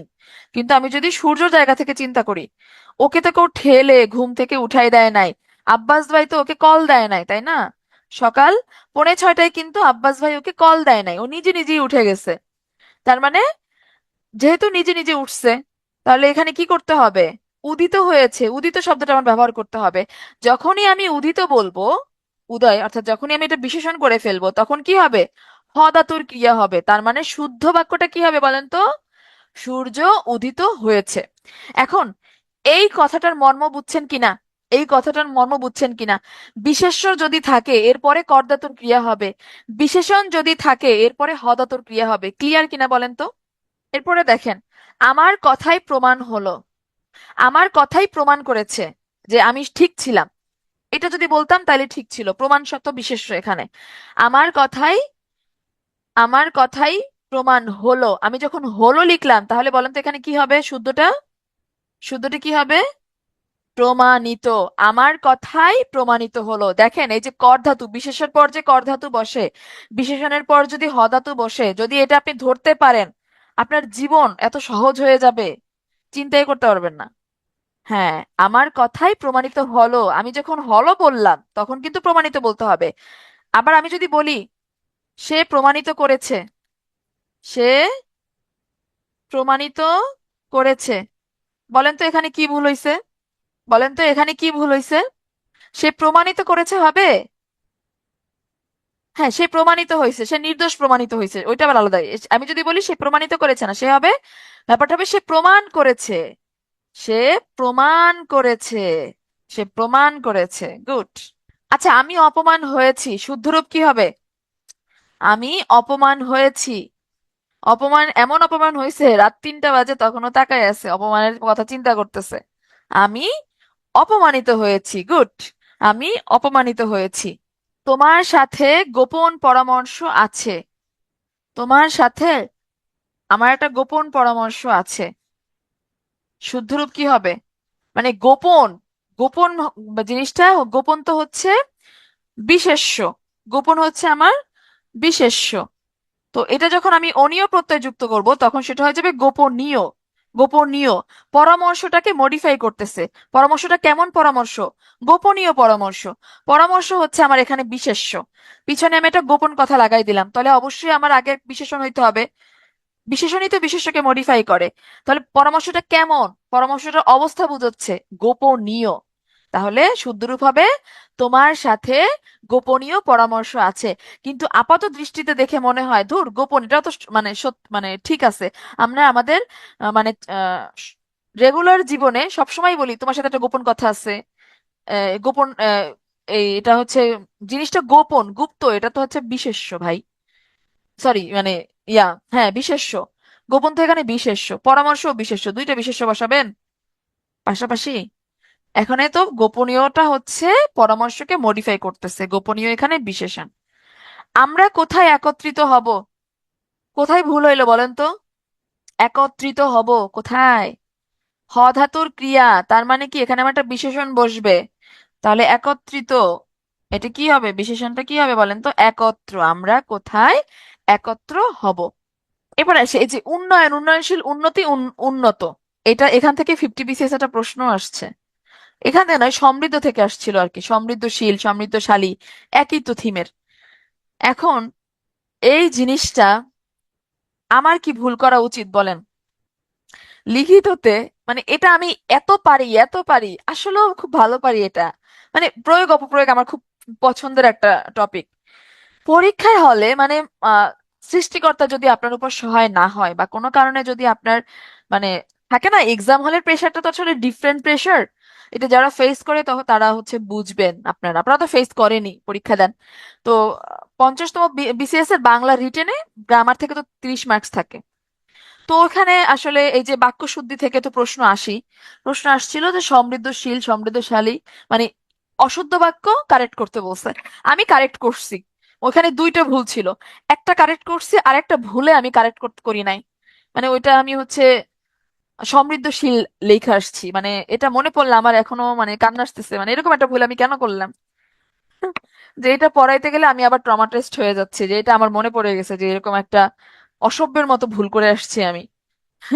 নিজেরে নিজে আমার চড় দিতে মন চাইছে এই মানে এটার কথা ভেবে। আর এমনি তো 50 BCS এর বাংলা 002 মানে ভালোই তাফালিং মার্কা প্রশ্ন হয়েছিল, গ্রামার পার্টটা ভালোই কঠিন হয়েছে। আচ্ছা, যেটা বলতেছিলাম দেখেন এই বক্সটার দিকে তাকান। এত বেশি ইম্পর্টেন্ট, এত বেশি ইম্পর্টেন্ট প্রশ্ন আসে। এই যে বললাম, কেবলই বললাম রিটেনও প্রশ্ন আসছে এখান থেকে। উন্নয়ন শব্দটা হচ্ছে বিশেষ্য, উন্নয়ন শব্দটা হচ্ছে বিশেষ্য। একটু বেশি দোয়া করিয়েন, এই পিএসসি মানে এই কমিশনটা হচ্ছে একটু এত উইয়ার্ড। মানে এই কমিশনের আন্ডারে মানে আপনি জান life is a box of chocolate একটা কথা আছে না? আপনি জানেনই না কখন কি পাবেন। তো এই কথাটা না এই কমিশনের ক্ষেত্রে খুবই প্রযোজ্য। মানে ওরা যে আসলে কেমনে কি করে। অনেকে আমি 47-এ দেখলাম অনেকে অনেক উম ভালো পরীক্ষা দিয়েও হচ্ছে আসে নাই, আবার অনেকে এভারেজ না মোটামুটি মানে একটা খারাপ পরীক্ষা দিয়েও হয়ে গেছে। মানে এগুলা এগুলো এত বেশি হয় রিটেনের, বিশেষত রিটেনটা না অনেকটা লাকের ব্যাপার বুঝছেন, অনেকটা লাকের ব্যাপার। খাতা কে কাটতেছে, কি করতেছে, কোন ধরনের টিচার খাতা কাটতেছে। এখন আমি ধরেন আমি একটা প্রশ্নে আপনাকে, আমার যদি ভাল লাগে, আমার ইউনিভার্সিটির টিচার ছিল, পিএসটির এখানে কেউ থাকলে বা ডিভিএম এর এখানে কেউ থাকলে বুঝবে, আমার ইউনিভার্সিটির একজন টিচার আছে অসিত স্যার। তো এই স্যার হচ্ছে থেরিওজেনোলজির টিচার, মানে রিপ্রোডাক্টিভ ডিজিজ এন্ড অবস্টেট্রিক্স সম্পর্কে আমরা ওইখানে পড়ি। তো স্যার হচ্ছে এত চমৎকার একটা মানুষ, ওনার প্রশ্নে মার্কস থাকতো 14-15, হ্যাঁ। কিন্তু এই 14-15 একটা প্রশ্নের আপনি উত্তর করতে পারবেন 1-2 লাইনে, ওটা আপনি লিখে দিতে পারবেন। যেমন অনেক সময় একটা প্রশ্ন আসে যে ডিস্টোকিয়ার ক্ষেত্রে আমরা কোন হরমোনটা মানে কোন হরমোনটা দিতে পারি বা কি দিতে পারি। তো আমি যদি জাস্ট একদম একটা প্রেসাইজ মেডিসিন যে এটা একদম মাস্ট মাস্ট ও মানে মাস্ট নিড যে মেডিসিনটা, আমি যদি ওটা লিখে আসতে পারি, স্যার এখানে আমাকে 14-তে 14 দিবে মাস্ট। ওটা আমার যদি 1 লাইনেও হয় উত্তরটা, হ্যাঁ। মানে স্যারের কথা হচ্ছে যে টু আমি স্যার যেটা জানতে চাইছে আমি এক্স্যাক্টলি যদি ওটা লিখতে পারি, আমাকে একদম ফুল মার্কস দিয়ে দিবে, এখানে কোনো কিপটামি নাই। আবার আমার ইউনিভার্সিটির আরো অনেক টিচার আছেন, তাদের আর নাম বলবো না। ভাই রে ভাই, আমার একটা সাবজেক্ট ছিল এপিডেমিওলজি। ইপিডেমিওলজিতে আমাদের 40-এ ছিল পাস। ইপিডেমিওলজিতে 40 পাইতে আমার মনে করেন যে আল্লাহর কাছে দোয়া করা লাগছে। মানে ডেলি 24, মানে 24 ঘন্টা না, 24 ঘন্টার মধ্যে 48 ঘন্টা, যে আল্লাহ আমার একটু পাশ করায় দেন, আল্লাহ আমার একটু পাশ করায় দেন। তো ব্যাপারটা হয়েছে এরকম। তো এটা জাস্ট এমনি বললাম যে মানুষ ভেদে বা টিচার ভেদে আপনার অনেক কিছু নির্ভর করে, বুঝছেন? অনেক কিছু নির্ভর করে। তো দোয়া করবেন সবাই, মানে দোয়া চাওয়া ছাড়া তো আর কিছু করার নাই। আর রিজিক হচ্ছে সব থেকে বড় ব্যাপার। আল্লাহ তাআলা রিজিক আমার যেখানে নির্ধারিত করে রাখছেন, আমার ওখানেই যেতে হবে। আল্লাহ যদি রিজিকে লিখে রাখেন আসবে, আর রিজিকে যদি না আসে সামহাও, তাহলে ভাববো যে এটা আমার রিজিকে ছিল না। 47-এর ক্ষেত্রেও সেম, 47-এ আসে না। এখন 47-এ না আসাটার একটু রিজন আছে, আমার নিজেরও গাফিলতি আছে এখানে, এটা পুরোপুরি বলবো না, কারণ প্রথম ইয়া ছিল, আমি আসলে এটা একদম পড়ি নাই বললেই চলে। আমি একদমই উইদাউট পড়াশোনা আমি এটা অ্যাটেন্ড করছি। আমি ভাবছি যে পরীক্ষার ডেট চেঞ্জ হবে, অনেক আন্দোলন টান্দোলন হইলো। আমি অপেক্ষা অপেক্ষা করতেছিলাম, আর অনেক বড় আন্দোলন হয়েছে। মানে এত বড় আন্দোলন সাধারণত আর হয় নাই জুলাইয়ের পরে। 47-এর সময় যে আন্দোলনটা হয়েছিল, একদম স্টুডেন্টদেরকে মারছে, মাথা টাথা ফাটাই দিচ্ছে, আমি তো ভাবছি চেঞ্জ হবে। কিন্তু এই কমিশনের চেয়ারম্যান এতটাই ঘাউড়া, উনি ওটা চেঞ্জ করেন নাই। আর ওইটা আমার প্রথম রিটেন ছিল। 2 মাসে আসলে বিসিএস রিটেনের সিলেবাস কমপ্লিট করা কোয়াইট ইম্পসিবল। একদমই ইম্পসিবল। যারা দেখেন যে প্রথম টাইমে বিসিএস ক্যাডার হয়েছে, তারা ভাববেন যে অনেক আগে থেকেই তারা এগুলো নিয়ে টুকটাক পড়তেছে। যেমন আমাদের এখানে পিটু এর ফাউন্ডেশন ব্যাচ আমরা পড়াচ্ছি, তাই না, অনার্স এর মেডিকেল পড়ার পাশাপাশি। তো ওরা, ওদের কিন্তু হাই চান্স আছে বের হওয়ার পর প্রথম বিসিএস দিলেই ওরা ক্যাডার হয়ে যাওয়ার। কারণ ওরা কিন্তু এই এই জিনিসগুলোর সাথে আগে থেকে একটু একটু একটু একটু করে পরিচিত হচ্ছে। তা আমার জীবনের একটা অন্যতম আফসোস ছিল যে আমি পিটু এর ফাউন্ডেশন ব্যাচ আগে চিনতাম না। আর আফসোসটা না ঠিক ভর্তি হওয়ার পর হইছে। আগে আমি আসলে বিসিএস দিতে চাই নাই, আমি আসলে এখানে আসছি দেরিতে। ঠিক আছে, আমি এই জার্নিটা শুরু করছি একটু দেরিতে। আর আমার তো কোর্স 5 বছরের, আমি তো এই গল্প আসলে আগেও আপনাদেরকে কয়েকবার দিছি। আমি যেহেতু ভেট, আহ পশু পাখির ডাক্তার, তো আমার কোর্সটা 5 বছরের। আর করোনা ছিল মাঝখানে, করোনার জন্য তো আরো পিছায় গেলাম সব মিলায়া। একদম প্রায় সাতের মতো লেগে গেছে, হ্যাঁ, করোনার জন্য। তো আলটিমেটলি এরপরে আবার আমি জার্নি শুরুও করছি দেরিতে। আমি ভাবছিলাম, আমার প্ল্যান ছিল আসলে আমি একটু দেশের বাইরে যাব, হ্যাঁ। আমার ওই ইচ্ছাটা এখনো আছে। ইচ্ছা আমি এখনো ধামাচাপা দেই নাই। আল্লাহ তাআলা আমাকে কোনোদিন সুযোগ দিলে আমি চলে যাব, ইনশাল্লাহ। আচ্ছা, তো এই কারণে আহ, এখানে দেরিতে আসলাম। পরে একবার আরিফিন ভাইয়ের একটা সেশন দেখলাম। পরে ভাবলাম ধুর, একটু চেষ্টা করে দেখি যে আসলে কি হয়। তারপরে যে ঢুকে গেলাম, এখন আর বের হইতে পারতেছি না, বুঝছেন, ব্যাপারটা হয়েছে এমন। যাই হোক, আপনারা দোয়া করেন আমার একটা জব যেন হয়। বিদেশে যাওয়াটা আসলে এখন আমার পক্ষে সম্ভব না, কারণ আমার আসলে অত টাকা পয়সা নাই। হ্যাঁ, আমার স্কলারশিপ হবে যদি আমার পাবলিকেশন থাকে। আমার 2টা ইয়া আছে, কিন্তু আমি আলসেমি করে আমি সেগুলো পাবলিশও করতেছি না। কাজ কাজ টাজ করে যে একটু পাবলিশ করবো, ওটাও করতেছি না। এই সব মিলায় সবই পেন্ডিং রেখেছি। হ্যাঁ, আপা নর্থ ইউনিভার্সিটিতে করেছি, আমাদের GD course faculty public university এসে বলাতেন। হ্যাঁ, এক বিভিন্ন কোর্স ফ্যাকাল্টিরা বেশি পড়ে বলো, হ্যাঁ, রাইট রাইট। এরকমই হয় আসলে, ভালো গ্রেড পাওয়া যায় না। আচ্ছা চলেন, অনেক গল্প করে ফেলছি। পড়ি চলেন। আচ্ছা, উন্নয়ন শব্দটা হচ্ছে আমার বিশেষ্য, তাই না? উন্নয়ন শব্দটা হচ্ছে বিশেষ্য, এটার বিশেষণ কি হবে? বিশেষণ হবে উন্নয়নশীল। খুব খেয়াল করে, এটা একদম মুখস্থ করে ফেলতে হবে ভাই। হ্যাঁ, ব্যাকগ্রাউন্ড অনুযায়ী আমার দেশের বাইরে হিউজ ডিমান্ড, এটা রাইট। প্ল্যান বি, হ্যাঁ হ্যাঁ, প্ল্যান বি রাখবো। এটা আমি হচ্ছে প্ল্যান বি আগেই করে রাখছি। কোনো কারণে আমার আমার এমনি তো একটু ইচ্ছা আছে যে আমার সাবজেক্ট নিয়ে আমি একটু দেশের বাইরে গিয়ে আমি একটু হায়ার স্টাডি করব। যাই হোক, বিশেষ্য শব্দের উন্নয়ন হচ্ছে বিশেষ্য, উন্নয়ন হচ্ছে বিশেষ্য, এটার বিশেষণ হবে হচ্ছে উন্নয়নশীল। আবার উন্নতি, উন্নতি শব্দটা হচ্ছে বিশেষ্য, এটার বিশেষণ কি হবে? উন্নত। এখন দেখেন, এখানে কিন্তু আমি হয় উন্নয়ন ব্যবহার করতে হবে, না হয় উন্নয়নশীল ব্যবহার করতে হবে। হয় উন্নতি ব্যবহার করতে হবে, না হয় উন্নত ব্যবহার করতে হবে, কিন্তু উন্নতশীল কিন্তু আমি ব্যবহার করতে পারবো না। যে এখান থেকে একটা বিশেষণ নিলাম, এখান থেকে বিশেষণের অর্ধেক নিলাম, উন্নতশীল এটা ব্যবহার করতে পারবো না। উন্নতশীলের জায়গায় কি ব্যবহার করতে হবে? উন্নয়নশীল। যেমন দেখেন, বাংলাদেশ একটা উন্নতশীল দেশ হবে না। কি হবে? বাংলাদেশ একটা উন্নয়নশীল দেশ, অথবা বাংলাদেশ একটা উন্নত দেশ। হয় উন্নয়নশীল ব্যবহার করব, না হয় উন্নত ব্যবহার করব। আমাদের দেশ উন্নয়নশীল দেশ না, আমাদের দেশ ও সরি, আমাদের দেশ উন্নতশীল দেশ না, এটা হবে না। কি হবে? আমাদের দেশ উন্নয়নশীল দেশ। জাপান উন্নতশীল দেশ, হয় জাপান উন্নত দেশ, না হয় জাপান উন্নয়নশীল দেশ। ঠিক আছে, উন্নয়নশীল বলা যায় না ঠিক। হ্যাঁ, এটা হচ্ছে উন্নয়নশীল আমরা, জাপান তো আসলে উন্নতই। উন্নয়নশীল মানে হচ্ছে যারা উন্নয়নের এখনো প্রসেসে আছে, মানে পুরোপুরি হয়ে ওঠে নাই উন্নত, তাদের ক্ষেত্রে। জাপান তো আসলে উন্নয়নশীল না, ওরা তো অলরেডি উন্নত। হ্যাঁ, ওরা অলরেডি উন্নত তো। জাপানের ক্ষেত্রে কি হবে? জাপান উন্নত দেশ। এখানে আরো অনেক উদাহরণ আছে, উদাহরণগুলো আপনারা একটু পড়ে নিবেন, ঠিক আছে? খুব অনেকগুলো উদাহরণ আছে। তোমাকে দেখে সে আশ্চর্য হয়েছে, শুদ্ধ হবে তোমাকে দেখে সে আশ্চর্যান্বিত হয়েছে। দেশের প্রাণীদের চিকিৎসা করার অনেক কিছু আছে, তবে হ্যাঁ, আমি বিসিএস যদি দেই, আমার জীবনের মানে ক্যাডার হচ্ছে, পছন্দের ক্যাডার হচ্ছে দুইটা। মানে হয় এটা, না হয় এটা, মাঝখানে আর কিছু নাই, মাঝখানের কোনো কিছু আমার চাই না। মানে থাকে না মানুষের একটা dream, number one foreign cadre, number two আমার সাবজেক্টের ক্যাডার ভেটেরিনারি সার্জন, এই দুইটা। হয় ফরেন না হয় ভেটেরিনারি, এর বাইরে আমি আর কিছু হতে চাই না। ব্যাপারটা হয়েছে এরকম, দেশে স্বাদ থাকলেও আমি চেষ্টা করব ভেটেরিনারি সার্জনই হওয়ার, ঠিক আছে? যদি ফরেন, যদি না হয় ফরেন তো আসলে অনেক বড় ব্যাপার। তো স্বপ্ন দেখলে তো বড়টাই দেখা উচিত, ওই কারণে আমি ফরেনের কথা বলতেছি। তো এবারও 50তম বিসিএস আমার ফার্স্ট চয়েস ফরেন, সাহস করে আমি ফরেন দিয়েই ফেলছি, আল্লাহ জানে, আল্লাহই ভালো জানে কি হবে। যাই হোক, এই উদাহরণগুলো হচ্ছে আপনারা প্র্যাকটিস করে ফেলবেন। বাক্যে বাহুল্য দোষ। বাহুল্য দোষ জিনিসটা কি? যখন একই সঙ্গে দুইবার বা ততোধিক আমরা কি করব, বহুবচনবাচক শব্দ ব্যবহার করব, তখন সেটা বাহুল্য দোষে দুষ্ট হবে। মানে একই ধরনের শব্দ আমরা দুইবার ব্যবহার করতেছি, একই ধরনের সব বহুবচনবাচক প্রত্যয় আমরা বারবার ব্যবহার করতেছি, এটা হচ্ছে বাহুল্য দোষ। ওই যে পড়ছিলাম না আমরা, সব মাছগুলোর দাম কত, ওইটা কিন্তু বাহুল্য দোষে দুষ্ট। হ্যাঁ, বা একের অধিক শব্দ যখন আমরা ব্যবহার করতেছি, যেমন দেখেন আকণ্ঠ পর্যন্ত ভোজন করলাম।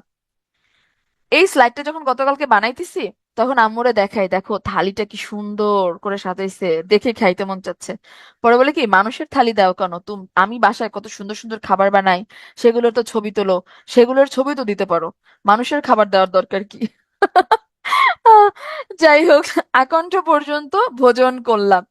এই আকণ্ঠ শব্দটার অর্থ হচ্ছে আকণ্ঠ। আকণ্ঠ আমার এখানে কি? আকণ্ঠ এখানে আমার হচ্ছে অব্যয় বা উপসর্গ। হ্যাঁ, অব্যয় বা উপসর্গ বলতে পারি, উপসর্গ। এই উপসর্গটা এখানে পর্যন্ত অর্থে ব্যবহৃত হয়েছে। আকণ্ঠ শব্দটা এখানে উপসর্গটা আমার পর্যন্ত অর্থে ব্যবহৃত হয়েছে, তাহলে আকণ্ঠ শব্দের মানে কি? কণ্ঠ পর্যন্ত। আকণ্ঠ শব্দের মধ্যেই আমি কণ্ঠ পর্যন্ত অর্থটা পেয়ে গেছি। তাহলে এর পরে নতুন করে পর্যন্ত বলার কোনো দরকার আছে? এত মাতবরি ওকে কেউ করতে বলছে? হ্যাঁ, এরপরে তো নতুন করে পর্যন্ত বসানোর কোনো দরকার নাই। তাহলে কি হবে বলেন তো?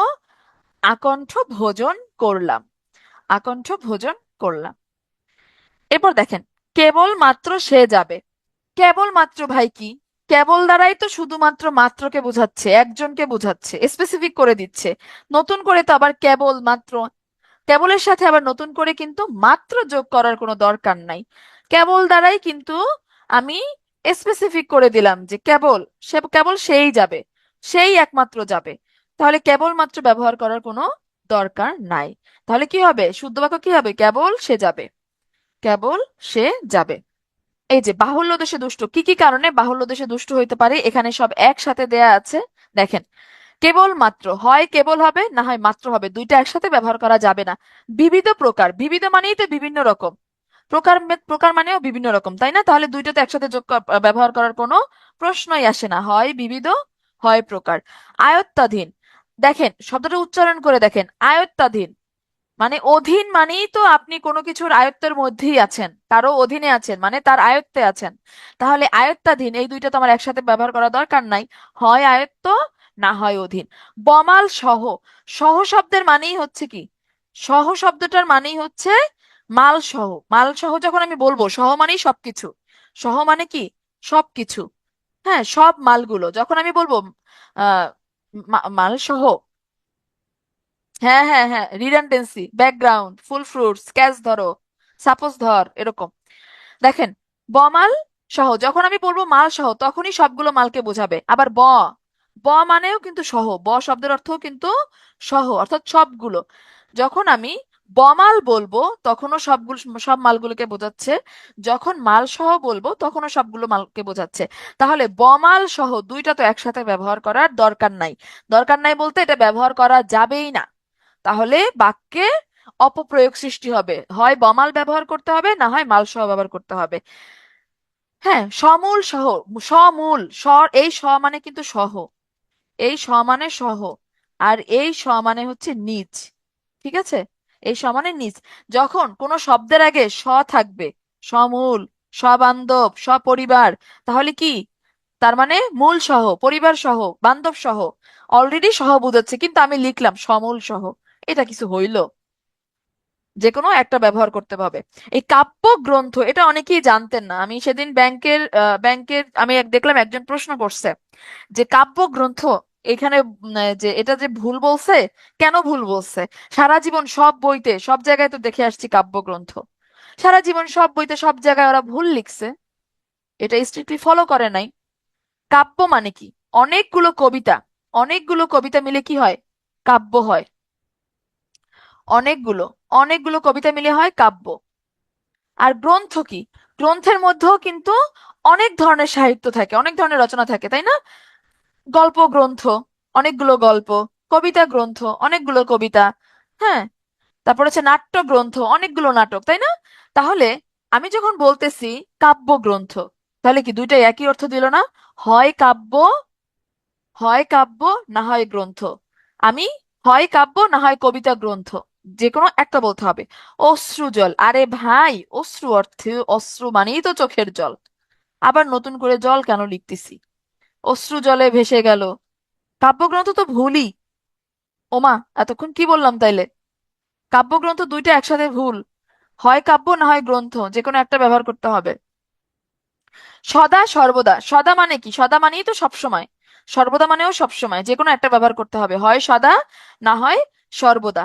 সময় কাল, আচ্ছা কাল মানে কি? কাল অর্থ তো সময়।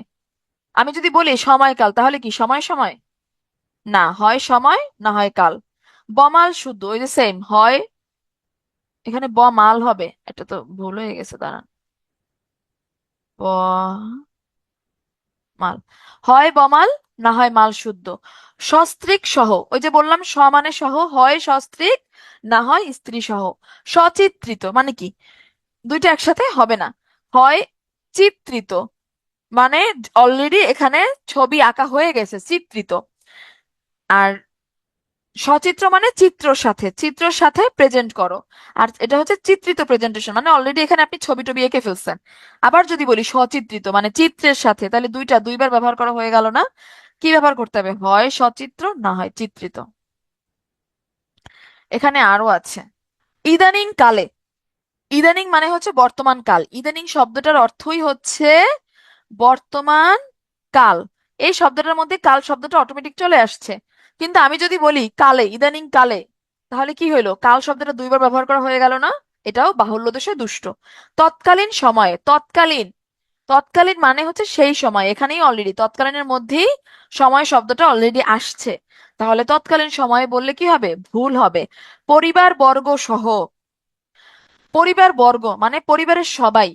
যখন আমি পরিবার বর্গ বলবো, তখন আর সহ বলার দরকার নাই, তখন আর সহ বলার দরকার নাই। কি হবে? পরিবার, হয় পরিবার বর্গ অথবা পরিবার সহ। আমরণ পর্যন্ত, এটা অলরেডি ব্যাখ্যা করছি। শব্দটা এখানে পর্যন্ত অর্থে ব্যবহৃত হচ্ছে। তাহলে আমরণ কি হবে বলেন তো? আমরণ, মরণ পর্যন্ত। নতুন করে কেন পর্যন্ত ব্যবহার করব? আকণ্ঠ সেম, সপরিবার, এটা কয়েকবার বলছি। এটা দেখেন, এখানে একটা সুন্দর ইয়ে আছে, একজনের বিয়ার কার্ড পাঠাইছে আরিফিন ভাইকে। হ্যাঁ, পিটু এর একজন স্টুডেন্ট বিয়ে করবে, তো শামসুল আরিফিন ভাইকে বিয়ে মানে বিয়ের দাওয়াত দিছে, কার্ড পাঠাইছে। লিখে দিয়ে নিচে লিখে দিছে, স্যার আপনি সপরিবারে আসবেন, সপরিবারে আসবেন, মানে আরিফিন ভাইয়ের পরিবার সহ সে দাওয়াত দিছে। বলেন তো এখানে এটা ঠিক আছে না ভুল আছে? দেখেন তো, এটা ঠিক নাকি ভুল বলেন? ভুল। কারণ এই স মানে হচ্ছে নিজ, এই স মানে হচ্ছে নিজ। ঠিক আছে? আর যদি শব্দটা কি হওয়ার কথা ছিল? স পরিবার, পরিবার সহ, সপরিবার। ঠিক আছে? আচ্ছা, বাহুল্য দোষে দুষ্ট। এখন এগুলোর উত্তর আপনারা দিবেন। এগুলোর উত্তর আপনারা দিবেন। সব মাছগুলোর দাম কত? কারেক্ট, কারেক্ট ফর্ম কি হবে? সব মাছগুলোর দাম কত? কারেক্ট কি হবে? গুড, হয় সব মাছের অথবা মাছগুলোর।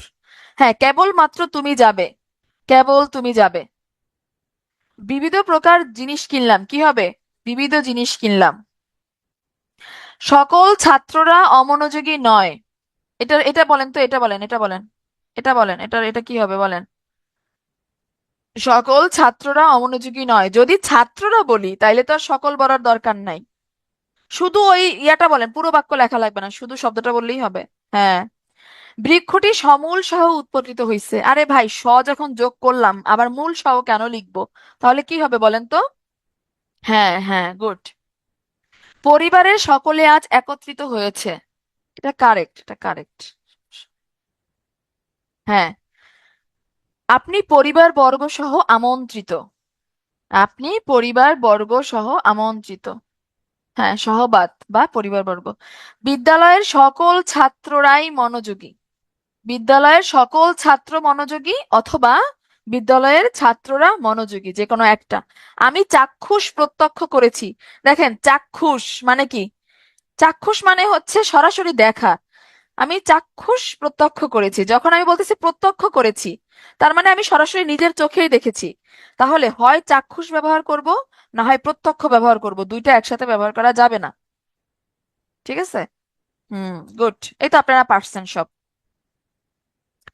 বাক্যের লিঙ্গ নির্ধারণের ক্ষেত্রে এইখানে একটু প্যাচ লাগে অনেকের, এইখানে অনেকেরই একটু প্যাচ লাগে। ঠিক আছে? যে কখন আমি পুরুষবাচক বিশেষণ ব্যবহার করব, কখন আমি আহ স্ত্রীবাচক বিশেষণ ব্যবহার করব, এটা নিয়ে হচ্ছে একটু প্যাচ লেগে যায়। দেখেন, যেটা বলছিলাম, তৎসম পুরুষবাচক শব্দের প্রথমত আমাকে কি করতে হবে? প্রথমত আমাকে কি করতে হবে বলেন তো? পুরুষবাচক স্ত্রীবাচক শব্দগুলো বের করতে হবে। দ্বিতীয়ত, এটা তৎসম নাকি বাংলা শব্দ, এটা খুঁজে বের করতে হবে। কি করতে হবে? এটা কি তৎসম শব্দ নাকি বাংলা শব্দ, এইটা আগে চিনতে হবে। এটা চিনলেই আপনার খেল খতম। এটা চিনলেই আপনার খেল ওইখানেই খতম, যখন আপনি তৎসম শব্দ, বাংলা শব্দ চিনতে পারবেন। যদি তৎসম শব্দ পান, তখন সেক্ষেত্রে কি হবে বলেন তো? তৎসম শব্দে, তৎসম পুরুষবাচক শব্দের আগে পুরুষবাচক বিশেষণ হবে, তৎসম স্ত্রীবাচক শব্দের আগে স্ত্রীবাচক বিশেষণ হবে। এছাড়া সকল অতৎসম শব্দের স্ত্রীবাচক শব্দের পূর্বে সবসময় পুরুষবাচক বিশেষণ হবে। তখন এখানে কি হবে বলেন তো? মেন সুপ্রিমেসি, পুরুষের আধিপত্য হবে। মানে অতৎসম শব্দগুলোতে সবসময় পুরুষবাচক বিশেষণ হবে। শুধুমাত্র শুধুমাত্র তৎসম শব্দের ক্ষেত্রে পুরুষবাচক শব্দের আগে পুরুষবাচক বিশেষণ, স্ত্রীবাচক শব্দের আগে স্ত্রীবাচক বিশেষণ। মানে যদি না বুঝেন আমি বলি, ধরেন তৎসম শব্দ ব্যতীত যত শব্দ আছে সবগুলোর ক্ষেত্রে স্ত্রীবাচক শব্দের আগে পুরুষবাচক বিশেষণ হবে। ঠিক আছে? শুধুমাত্র শুধুমাত্র তৎসম শব্দের ক্ষেত্রে, তৎসম স্ত্রীবাচক শব্দের ক্ষেত্রে কি হবে? স্ত্রীবাচক বিশেষণ হবে। যেমন বিদ্বান লোক, বিদুষী নারী। এই নারী কিন্তু তৎসম শব্দ। এখানে কিন্তু বিদ্বান নারী আমি বলতে পারবো না। বিদ্বান নারী আমি বলতে পারবো না, কারণ নারী তৎসম শব্দ। অবশ্যই নারীর, নারীর কি করতে হবে? কি করতে হবে? স্ত্রীবাচক শব্দ যেটা, মানে স্ত্রীলিঙ্গবাচক শব্দ, বিদ্বানের স্ত্রীবাচক শব্দ যেটা, সেটা ব্যবহার করতে হবে। বিদ্বানের স্ত্রীবাচক শব্দ হচ্ছে বিদুষী। মহিলা, মহিলাও কিন্তু তৎসম শব্দ। মহিলাও কিন্তু আমার হচ্ছে তৎসম শব্দ। তাহলে বলেন তো এটা কি হবে? এটা কি হবে? আজকাল বিদ্বান মহিলার অভাব নাই। এটা কি হবে বলেন? আজকাল বিদুষী মহিলার অভাব নাই। গুড। আজকাল বিদুষী মহিলার অভাব নাই। মহিলা, নারী, দুইটা তাহলে সংস্কৃত শব্দ আমরা পেয়ে গেছি।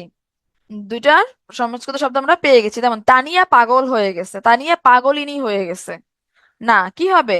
পাগল, পাগলি, পাগলিনী না। তা এটা কোনো ইসের নাম যখন বুঝায়, হ্যাঁ, নাম বুঝালে ওইটার সাথে কি হবে? পুরুষবাচক বিশেষণই হবে। তাহলে কি হবে? তানিয়া পাগল হয়ে গেছে, পাগলিনী হয়ে গেছে হবে না, কি হবে? তানিয়া পাগল হয়ে গেছে। তানিয়া পাগল হয়ে গেছে। এখানে অনেক উদাহরণ আছে। এবার দেখেন মেয়ে, এখানে একটু ক্লিয়ার করে দিই। মেয়ে শব্দটা মেয়ে শব্দটা নিয়ে কনফিউশন আছে। মেয়ে শব্দটা হচ্ছে অভিধান অনুসারে সংস্কৃত। অভিধান অনুসারে কি? সংস্কৃত, ঠিক আছে। তার মানে কি, যেখানে মেয়ে শব্দটা পাবেন সেখানে কি করতে হবে? স্ত্রীবাচক বিশেষণ যোগ করতে হবে। কিন্তু এইখানে এই উদাহরণটা দেখেন তো, কোনটা যেন আমার ইয়া কই, পেন কই। এই যে এই উদাহরণটা দেখেন, আজকাল আজকালকার মেয়েরা যেমনই মুখরা তেমনি বিদুষীও বটে। এটা শুদ্ধ রূপ দিছে কি, আজকালকার মেয়েরা যেমন মুখরা, মুখরা তো ঠিক আছে, মুখরা যারা অনেক বেশি কথা বলে, তাদেরকে ঝগড়া করে বেশি, কথা বলে বেশি, তারা মুখরা, তেমনি বিদ্বানও বটে। তো অভিধান অনুসারে মেয়ে তো সংস্কৃত শব্দ, তাহলে এটা তো বিদ্বান হওয়ার কথা না, বিদুষী হবে। এর কারণ হয়েছে এখানে, তাইলে কেন বিদ্বান দিল? বা এই এই উদাহরণটা দেখেন, তার কনিষ্ঠ মেয়েটি বেশ সরলা। তার কনিষ্ঠ মেয়েটি বেশ সরল, তাহলে এটা কেন পুরুষবাচক বিশেষণ ব্যবহার করলাম? এর কারণ হয়েছে আগে বাজারে প্রচলিত যত বই আছে বা সবকিছুতে মেয়েকে আগে হচ্ছে বাংলা শব্দ বলা হইতো। এই কারণে এরা হচ্ছে ওই আগের ইয়া অনুযায়ী এটার উত্তরটা রাখছে। কিন্তু আমরা যদি প্রশ্নে অপশনে দুটোই থাকে, আমরা কাকে প্রায়োরিটি দিব বলেন তো? হ্যাঁ, প্রথমটা তো ওইটাই বলতেছি, একটা বললে বাকিগুলো বুঝে যাবেন। কাকে প্রায়োরিটি দিব? অবশ্যই অভিধান। অভিধানে যদি, যেহেতু মেয়ে সংস্কৃত শব্দ, পরীক্ষায় যদি অপশনে দুটোই থাকে, যদি কারেকশন করতে বলে, আমি অবশ্যই মেয়ে সংস্কৃত শব্দ ধরে কারেকশন করব, অর্থাৎ এর আগে আমি তো স্ত্রীবাচক বিশেষণ ব্যবহার করব। স্ত্রীবাচক বিশেষণটা ব্যবহার করব, আশা করি এটা নিয়ে আর কোনো কনফিউশন হবে না। এখানে অভিধান লিখে দেই। এরপর আসি, সাধু চলিত ভাষার মিশ্রণ জনিত দোষ। এটা তো আমরা পড়ছি অলরেডি, যে সাধু চলিত ভাষার যদি একসাথে ব্যবহার করি, ওইটাও কিন্তু অপপ্রয়োগ হয়ে যাবে। আমি তাকে পত্র লিখিয়াছি। আরে ভাই, আমি তাকে পত্র লিখিয়াছি কি, আমি তাকে পত্র লিখেছি। হ্যাঁ, আমি সব লিখলাম সাধুতে, আমি সব লিখলাম সাধুতে, আর আহ বাকিগুলা লিখলাম হচ্ছে সরি, সব লিখলাম চলিততে, সব বাকি লিখিয়াছি লিখলাম সাধুতে। এটা হবে না, তাহলে বাক্যে অপপ্রয়োগ হবে। তারা যাইতেছে। হ্যাঁ, এখানে দেখেন, এখানে সব সাধু চলিতর যে শব্দগুলো একসাথে দেয়া আছে, আপনারা জাস্ট একবার রিডিং করে নিবেন। করিবার, করিবার শব্দে সাধু চলিত রূপ কি হবে? করবার। পাইয়াছিলেন। এগুলো যখন আপনি জানবেন, তখন একটা বাক্যে কোনটা সাধু রূপ কোনটা চলিত রূপ খুব সহজেই কিন্তু আইডেন্টিফাই করতে পারবেন। তো বাক্যের প্রয়োগ অপপ্রয়োগ বের করার আগে, সবার আগে আপনাকে জানতে হবে কোন শব্দের সাধু রূপ কোনটা, চলিত রূপ কোনটা। তাহলেই শুধুমাত্র আপনি কি করতে পারবেন, মানে একদম নির্ভুল ভাবে এই প্রশ্নগুলোর উত্তর করতে পারবেন। ঠিক আছে। এখানে দেখেন সব দেয়া আছে, যে পূজা। পূজা কিন্তু আমরা অনেকেই ভাবি যে পূজা মনে হয় চলিত, না, পূজা কিন্তু সাধু। এটা চলিত রূপ হচ্ছে পুজো, ওকার ব্যবহৃত হয় চলিত রূপে।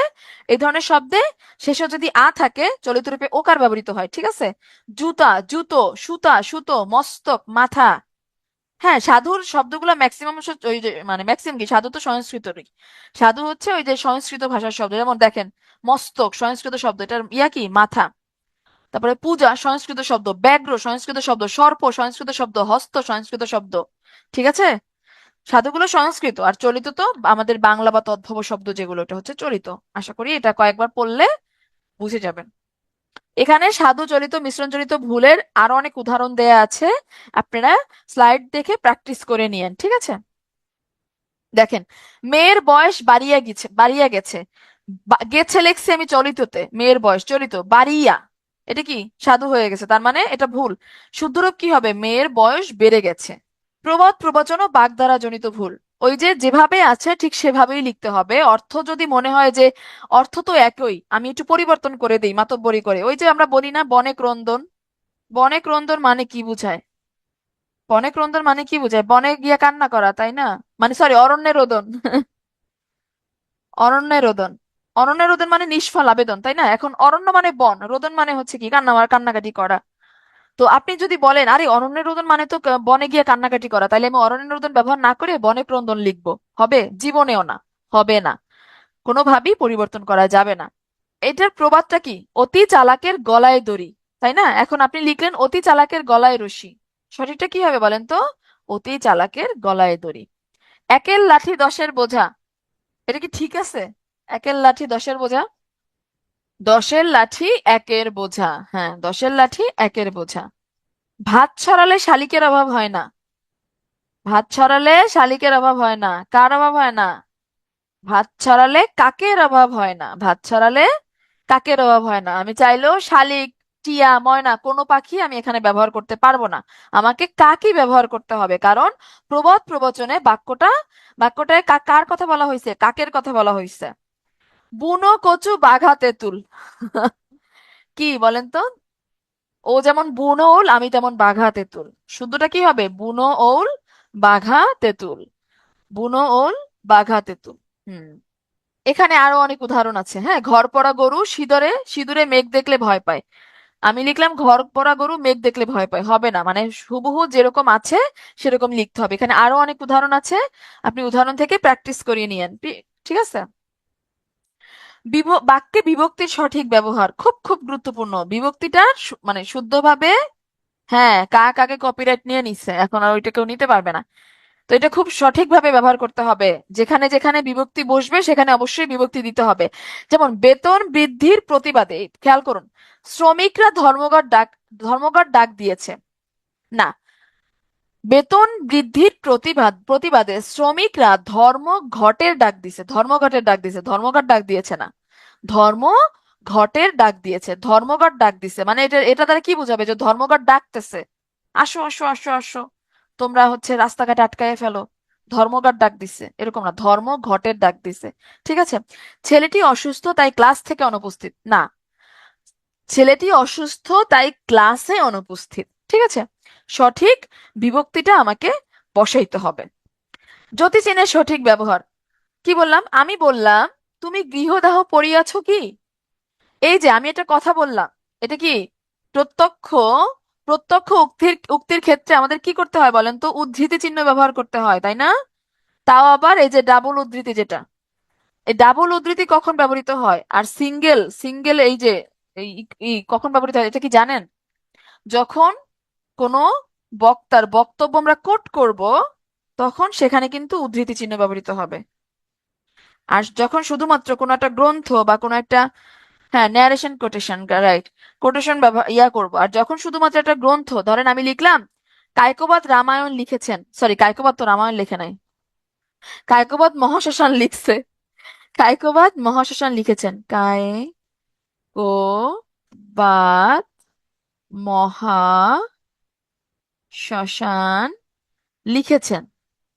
হ্যাঁ, এখানে আমি ডাবল উদ্ধৃত চিহ্ন দিয়ে দিলাম, এটা উদ্ধৃত চিহ্ন দিলাম, এটা কি ঠিক আছে? না, ভুল। এখানে কি করতে হবে?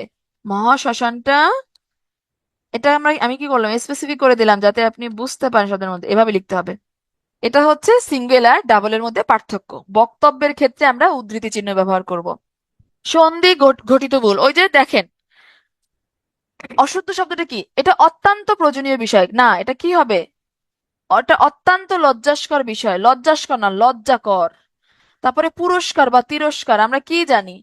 অ বা পরিষ্কার, অ বা ই ধ্বনি ব্যতীত, এরপর যে ধ্বনি আসুক না কেন, যে ধ্বনি আসুক না কেন, কি হবে বলেন তো? দেখি এটা আপনারা পারেন কিনা। শুধুমাত্র অ বা ই ধ্বনির পরে কি হবে? তালব্যস্য হবে। পুরস্কার, তিরস্কার, কি হবে? অ বা ই ধ্বনির পরে হবে, সরি দন্তস্ব হবে, তালব্যস্য বলতেছি কেন, দন্তস্ব হবে। আর অ বা ই ধ্বনি ব্যতীত যে ধ্বনি আসুক না কেন কি হবে? মূর্ধন্য ষ হবে, তাই না? তাহলে পরিষ্কার। ও আমি উল্টা বলে ফেলতেছি, উল্টা বলে ফেলতেছি। অধ্বনির পরে, অধ্বনির পরে আমার কি আসবে? দন্তস্ব আসবে। অধ্বনির পরে আমার আসবে দন্তস্ব। এরপরে ই ধ্বনির পরে আমি কি পাবো বলেন তো? মূর্ধন, সরি, হ্যাঁ, মূর্ধন্য ষ। পরিষ্কার, পরিষ্কার বানান আমরা কিভাবে লিখি? পরিষ্কার। বেশিক্ষণ কথা বললে মাথা আওলায় যায়। আচ্ছা, এরপরে দেখেন, হ্যাঁ, পুরস্কার, পরিষ্কার, গুড। অধ্বনির পরে আমি কোনো শব্দে অধ্বনি পেলেই সেখানে কি হবে বলেন তো? দন্তস্ব হবে। অধ্বনি মানেই দন্তস্ব হবে। অধ্বনি ব্যতীত যে যে কোনো ধ্বনি আসুক না কেন কি হবে? মূর্ধন্যস্ব হবে। প্রথমে উল্টা বলে ফেলছিলাম। হ্যাঁ, আ। প্রাতঃকালে আচ্ছা দেখেন, এটা অত্যন্ত, এটা কি? অতি যোগ অন্ত, কি হবে? অত্যন্ত। এখানে নতুন করে আকার দেয়া যাবে না, যদি আকার দিই তাহলে সন্ধি গঠিত ভুল হবে। লজ্জাস্কর হবে না, কি হবে বলেন তো? লজ্জাকর, লজ্জাকর। এটাও সন্ধি গঠিত ভুল, লজ্জাকর। আবার তোমার পুরস্কার, এটা তো বললাম প্রাতকালে হাঁটা স্বাস্থ্যের জন্য ভালো। প্রাতকালে এখানে কি আমরা কি পড়ছিলাম বিসর্গ সন্ধিতে? সপক্ষ কফ খস। সপক্ষ কফ খস যদি থাকে দ্বিতীয় পদের প্রথম বর্ণে, তাহলে কি সন্ধিজাত শব্দে বিসর্গ লোপ পাবে না। প্রাতকাল, প্রাত যোগ কাল, দ্বিতীয় পদে কি প্রথম বর্ণর ক আছে না, তাহলে কি বানানটা হবে প্রাত কালে। তাহলে কি এটা সন্ধি গঠিত ভুল না? হ্যাঁ। মনক কষ্টে, এখানেও সেম, মনক কষ্টে, মনক কষ্টে সে গ্রাম ছেড়েছে, এখানেও কি হবে বিসর্গ হবে, এটাও সন্ধিজনিত ভুল। এখানে অনেক উদাহরণ দেয়া আছে, এগুলো এই যে এই বানানটা আগে পড়বেন।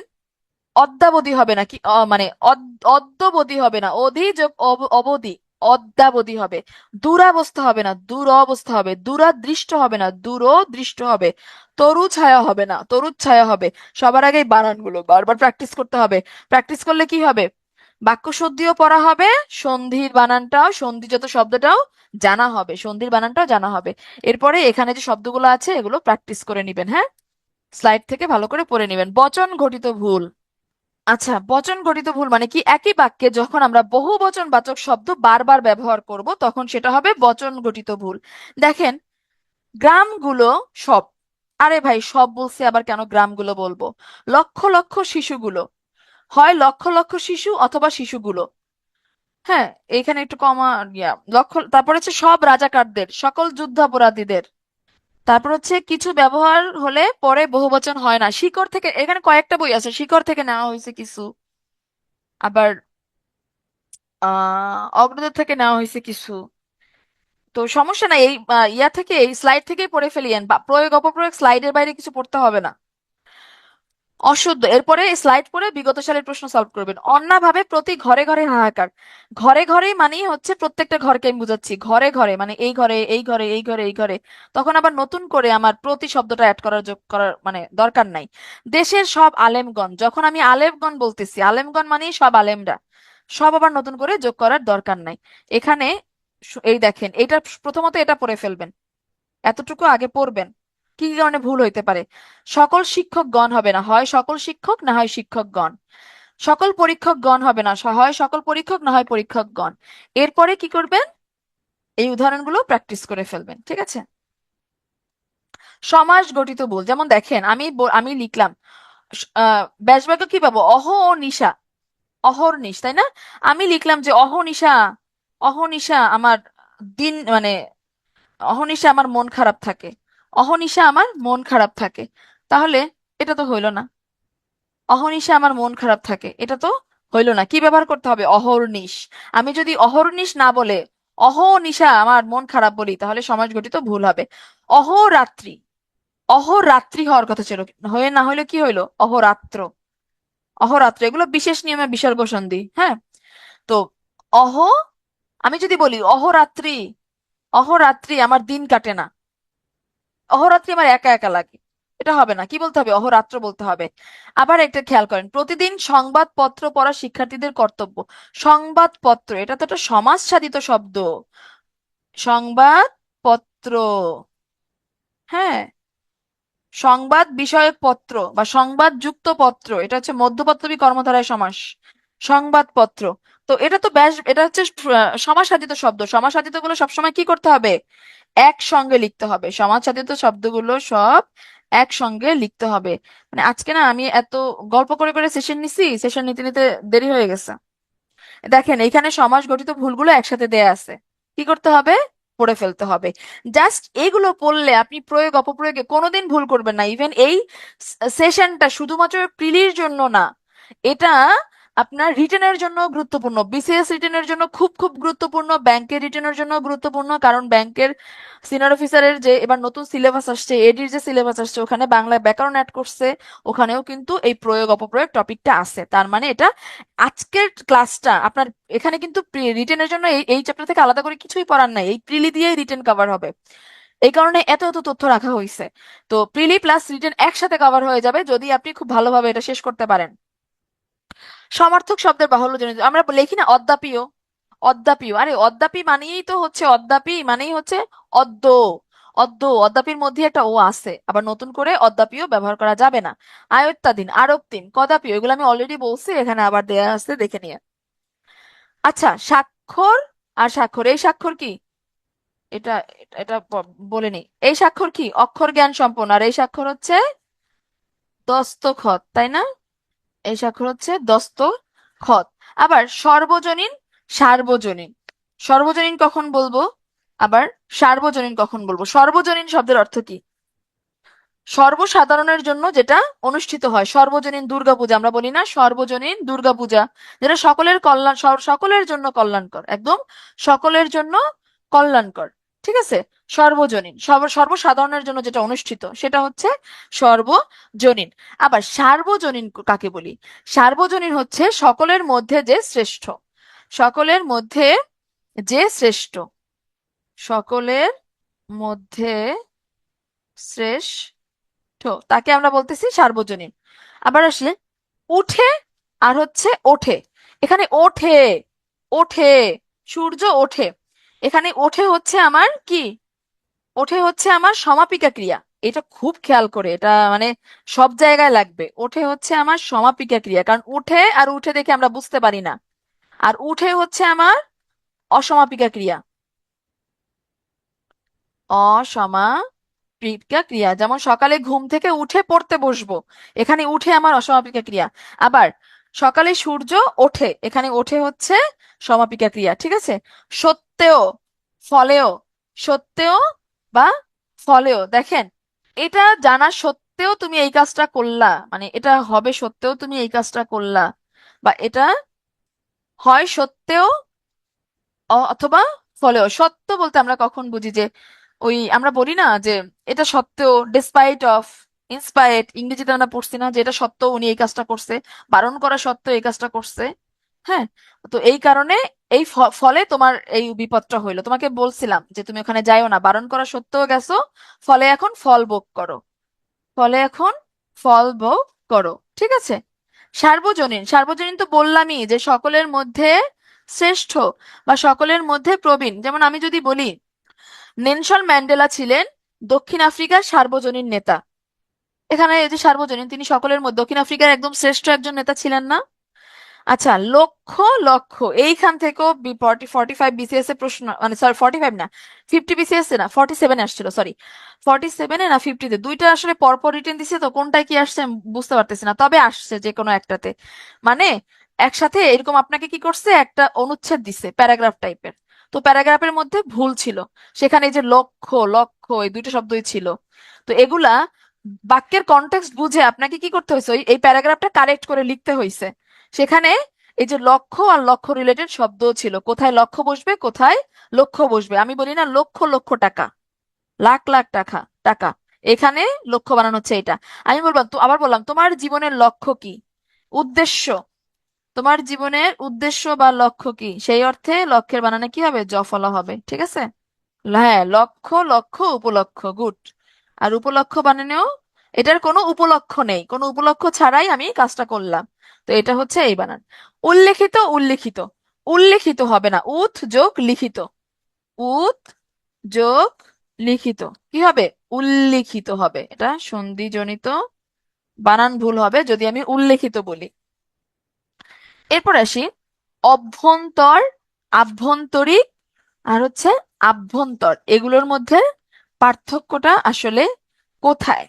হ্যাঁ, এগুলোর মধ্যে আমার পার্থক্যটা আসলে কোথায়? প্রচলিত অনেক বইতে আমার আভ্যন্তরীণ শব্দটাকে কি বলি, আহ সঠিক বলা হয়। এই যে আভ্যন্তরীণ, আভ্যন্তরীণ শব্দটা প্রচলিত যে বইগুলো, এই যে এটা আভ্যন্তরীণ, আপনাদের কাছে বাজারে যে প্রচলিত বইগুলো আছে দেখবেন যে এটাকে কি বলতেছে, সঠিক বলতেছে, কিন্তু অভিধান অনুসারে এটা ভুল হবে। অভিধান অনুসারে এটা হচ্ছে ভুল হবে। ঠিক আছে? অভিধান অনুসারে এটা ভুল, শব্দটা হবে অভ্যন্তরীণ।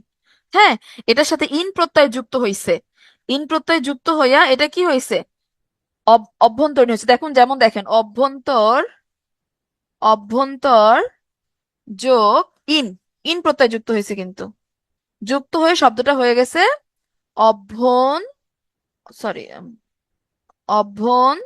অভ্যন্তরীণ। এখন ইন প্রত্যয় যুক্ত হইলে তো আদি স্বরের বৃদ্ধি হবে না, অর্থাৎ আ থেকে তো আ হবে না, তাই না? তাহলে এটা হচ্ছে আমার প্রচলিত বইগুলোই হচ্ছে ভুল। অভিধান অনুসারে সঠিক কোনটা? অভ্যন্তরীণ, তার মানে এটা সঠিক। এখানে কি কি সঠিক আছে আমি একটু দেখি তাহলে। অভ্যন্তর শব্দটাও সঠিক।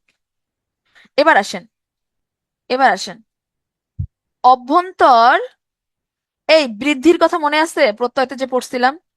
অভ্যন্তর যোগ ইক বা স্নিক, অভ্যন্তর যোগ ইক বা স্নিক। যখন আমি কোনো মানে প্রকৃতি ইয়ার সাথে যখন নাম শব্দের সাথে ইক প্রত্যয় যুক্ত করব, ইক প্রত্যয় যুক্ত করলে কি হবে? আদিস্বরের বৃদ্ধি হবে। আদিস্বরের বৃদ্ধি হয়ে শব্দটা কি হয়ে যাবে? আ হয়ে যাবে, অর্থাৎ আভ্যন্তরিক।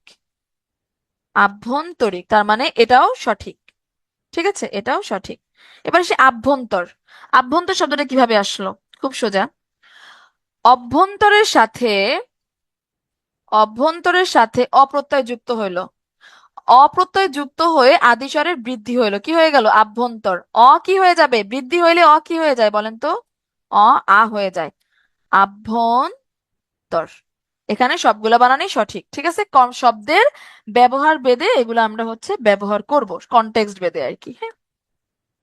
আচ্ছা, এখান থেকে এটা একটু তাকান এই স্লাইডের দিকে, আমাদের লাস্ট পড়াশোনা আর নাই, এটাই লাস্ট স্লাইড। আল্লাহ বাঁচাইছে, অনেকক্ষণ কথা বলছি আজকে, মানে গল্প করছি আমি, টানা নেওয়া যায় তো একটু। মাঝখানে গল্প দিছি না, এই কারণে দেরি হয়েছে। কোনটি শুদ্ধ বলেন তো? এখানে কোনটা শুদ্ধ হইতে পারে? নিরপরাধ, নিরপরাধী, কোনটা শুদ্ধ হইতে পারে? শুদ্ধ হবে মেনলি, হ্যাঁ জানতাম নিরপরাধী বলবেন। শুদ্ধ মেনলি নিরপরাধ হবে। চলেন কিভাবে দেখেন। নির্দোষী, নির্বিরোধী, অপরাধী, না, শব্দটা হয় দোষী, যদি শব্দটা ছিল দোষী, এটার সাথে, এটার সাথে নির, অব্যয়, হ্যাঁ অব্যয় যুক্ত হয়ে কি হয়ে গেল? নির্দোষ, নির্দোষ, দোষ, ঠিক আছে। অব্যয় বা উপসর্গ যাই বলি না কেন, উপসর্গ কোথায় বসে? আচ্ছা, উপসর্গ কোথায় বসে বলেন তো? আমরা তো গতদিন এগুলো নিয়ে কথা বলছিলাম, উপসর্গ, প্রত্যয়, সন্ধি কিভাবে আলাদা করবেন। উপসর্গ কোথায় বসে? শব্দের আগে, হ্যাঁ। তাহলে শব্দটা ছিল আমার দোষী, কিন্তু এটার আগে যখন আমি অব্যয়টা মানে উপসর্গটা যুক্ত করলাম, শব্দটা হয়ে গেল নির্দোষ। অর্থ চেঞ্জ হয়ে গেছে না? অর্থ চেঞ্জ হয়ে গেছে কিনা বলেন? নতুন একটা শব্দ, দোষীর অর্থ, দোষী আর নির্দোষ কি এক? এক না।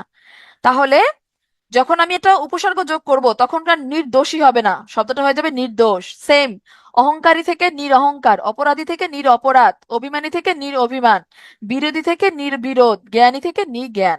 ঠিক আছে। এই যে বললাম, ইন প্রত্যয় যুক্ত হলে সাধারণত বিশেষ্য গঠিত হয়, কিন্তু নি বা নির উপসর্গ যোগে যখন সমাসবদ্ধ শব্দ হবে তখন আর শেষে দীর্ঘইকার হবে না। মানে এত জটিল করে চিন্তা করার কিছু নাই, আপনি এভাবে খেয়াল করেন, শব্দটা যখন ইন প্রত্যয় আছে, দোষ যোগ ইন, ইন প্রত্যয় কি? দোষ যোগ ইন, তখন এটা কি হয়ে গেল? দোষী। সরি, ইন প্রত্যয় হবে, এটা তো ই হইলে আদিস্বরের বৃদ্ধি হবে, ই থাকলে কি হয় বলেন তো? দীর্ঘইকার হবে, হ্যাঁ। দোষ যোগ ইন, দোষী। অহংকার যোগ ইন, অহংকারী, হ্যাঁ। এতে ইন প্রত্যয় যুক্ত হয়ে বিশেষণটা কি হয়ে গেল? এটাই আমার দীর্ঘইকার আছে, দীর্ঘইকার আছে, কিন্তু যখন এটার সাথে আমি একটা উপসর্গ যোগ করে দিব, দোষীর আগে যখন একটা উপসর্গ যোগ করে দিব তাহলে কি হবে? নির্দোষ। তখন কিন্তু আর দীর্ঘইকার হবে না। শেষ, প্রয়োগ অপপ্রয়োগ শেষ। এখন বলেন কেমন লাগছে? প্রয়োগ অপপ্রয়োগ কেমন লাগছে? আচ্ছা, প্রয়োগ অপপ্রয়োগ কনফিউজিং, মানে এটা আসলে এটা কি হইলো তাইলে? কনফিউজিং লাগছে? হ্যাঁ, অনেক পড়া, অনেক পড়া, সময় নিয়ে পড়তে হবে, সময় নিয়ে পড়তে হবে। কোনো সময় আপনাকে সময় নিয়ে পড়তে কেউ মানা করছে? আপনি তো সময় নিয়েই পড়বেন। এটা কি আপনি এই 1-1.5 ঘন্টার মধ্যে পড়বেন? এটা তো 1-1.5 ঘন্টা বসে, আমি এটা, আপনি দরকার হলে এটা 2-3 দিন বসে পড়বেন। আপনাকে তো কেউ দিব্যি দেয় নাই যে এটা 2 ঘন্টার মধ্যে পড়ে তারপর আপনাকে আজকে এক্সাম দিতে হবে, এই দিব্যি তো কেউ দেয় নাই। আপনি সময় নিয়ে আস্তে আস্তে পড়েন।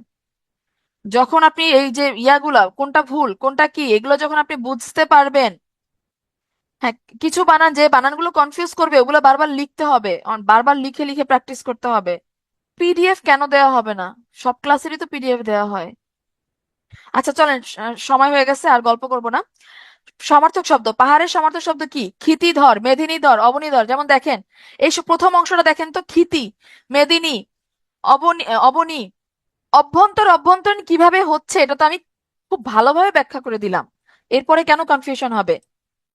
এটা কিভাবে হয়েছে খুব ভালোভাবে তো ব্যাখ্যা করে দিছি। এরপরেও কনফিউশন হলে রেকর্ড দেখে নেবেন, হ্যাঁ। আশা করি তখন আর কনফিউশনটা থাকবে না। পাহাড় শব্দের সমার্থক শব্দ কি দেখেন তো, ক্ষিতিধর, মেদিনীধর, অবনীধর। এই যে ক্ষিতি, মেদিনী, অবনী, এগুলো কি একটু পরিচিত না? ভূ, মহি, পরিচিত। এগুলো কি পৃথিবীর সমার্থক শব্দ, তাই না? পৃথিবীর সমার্থক শব্দের সাথে যখন আপনি ধর কথাটা যোগ করবেন তখন কি পাবেন? পাহাড়ের সমার্থক শব্দ পাবেন। ধর মানে কি? ধরে রাখা। সে পৃথিবীকে ধরে রাখতেছে, পৃথিবীকে স্টেবল করে রাখছে। ঠিক আছে? তাহলে এখানে ক্ষিতিধর, মেদিনীধর, অবনীধর, ভূধর, মহিধর এগুলো সবই পাহাড়ের সমার্থক শব্দ। নগ, গ মানে গমন করা। নগ মানে কি? যা গমন করতে পারে না।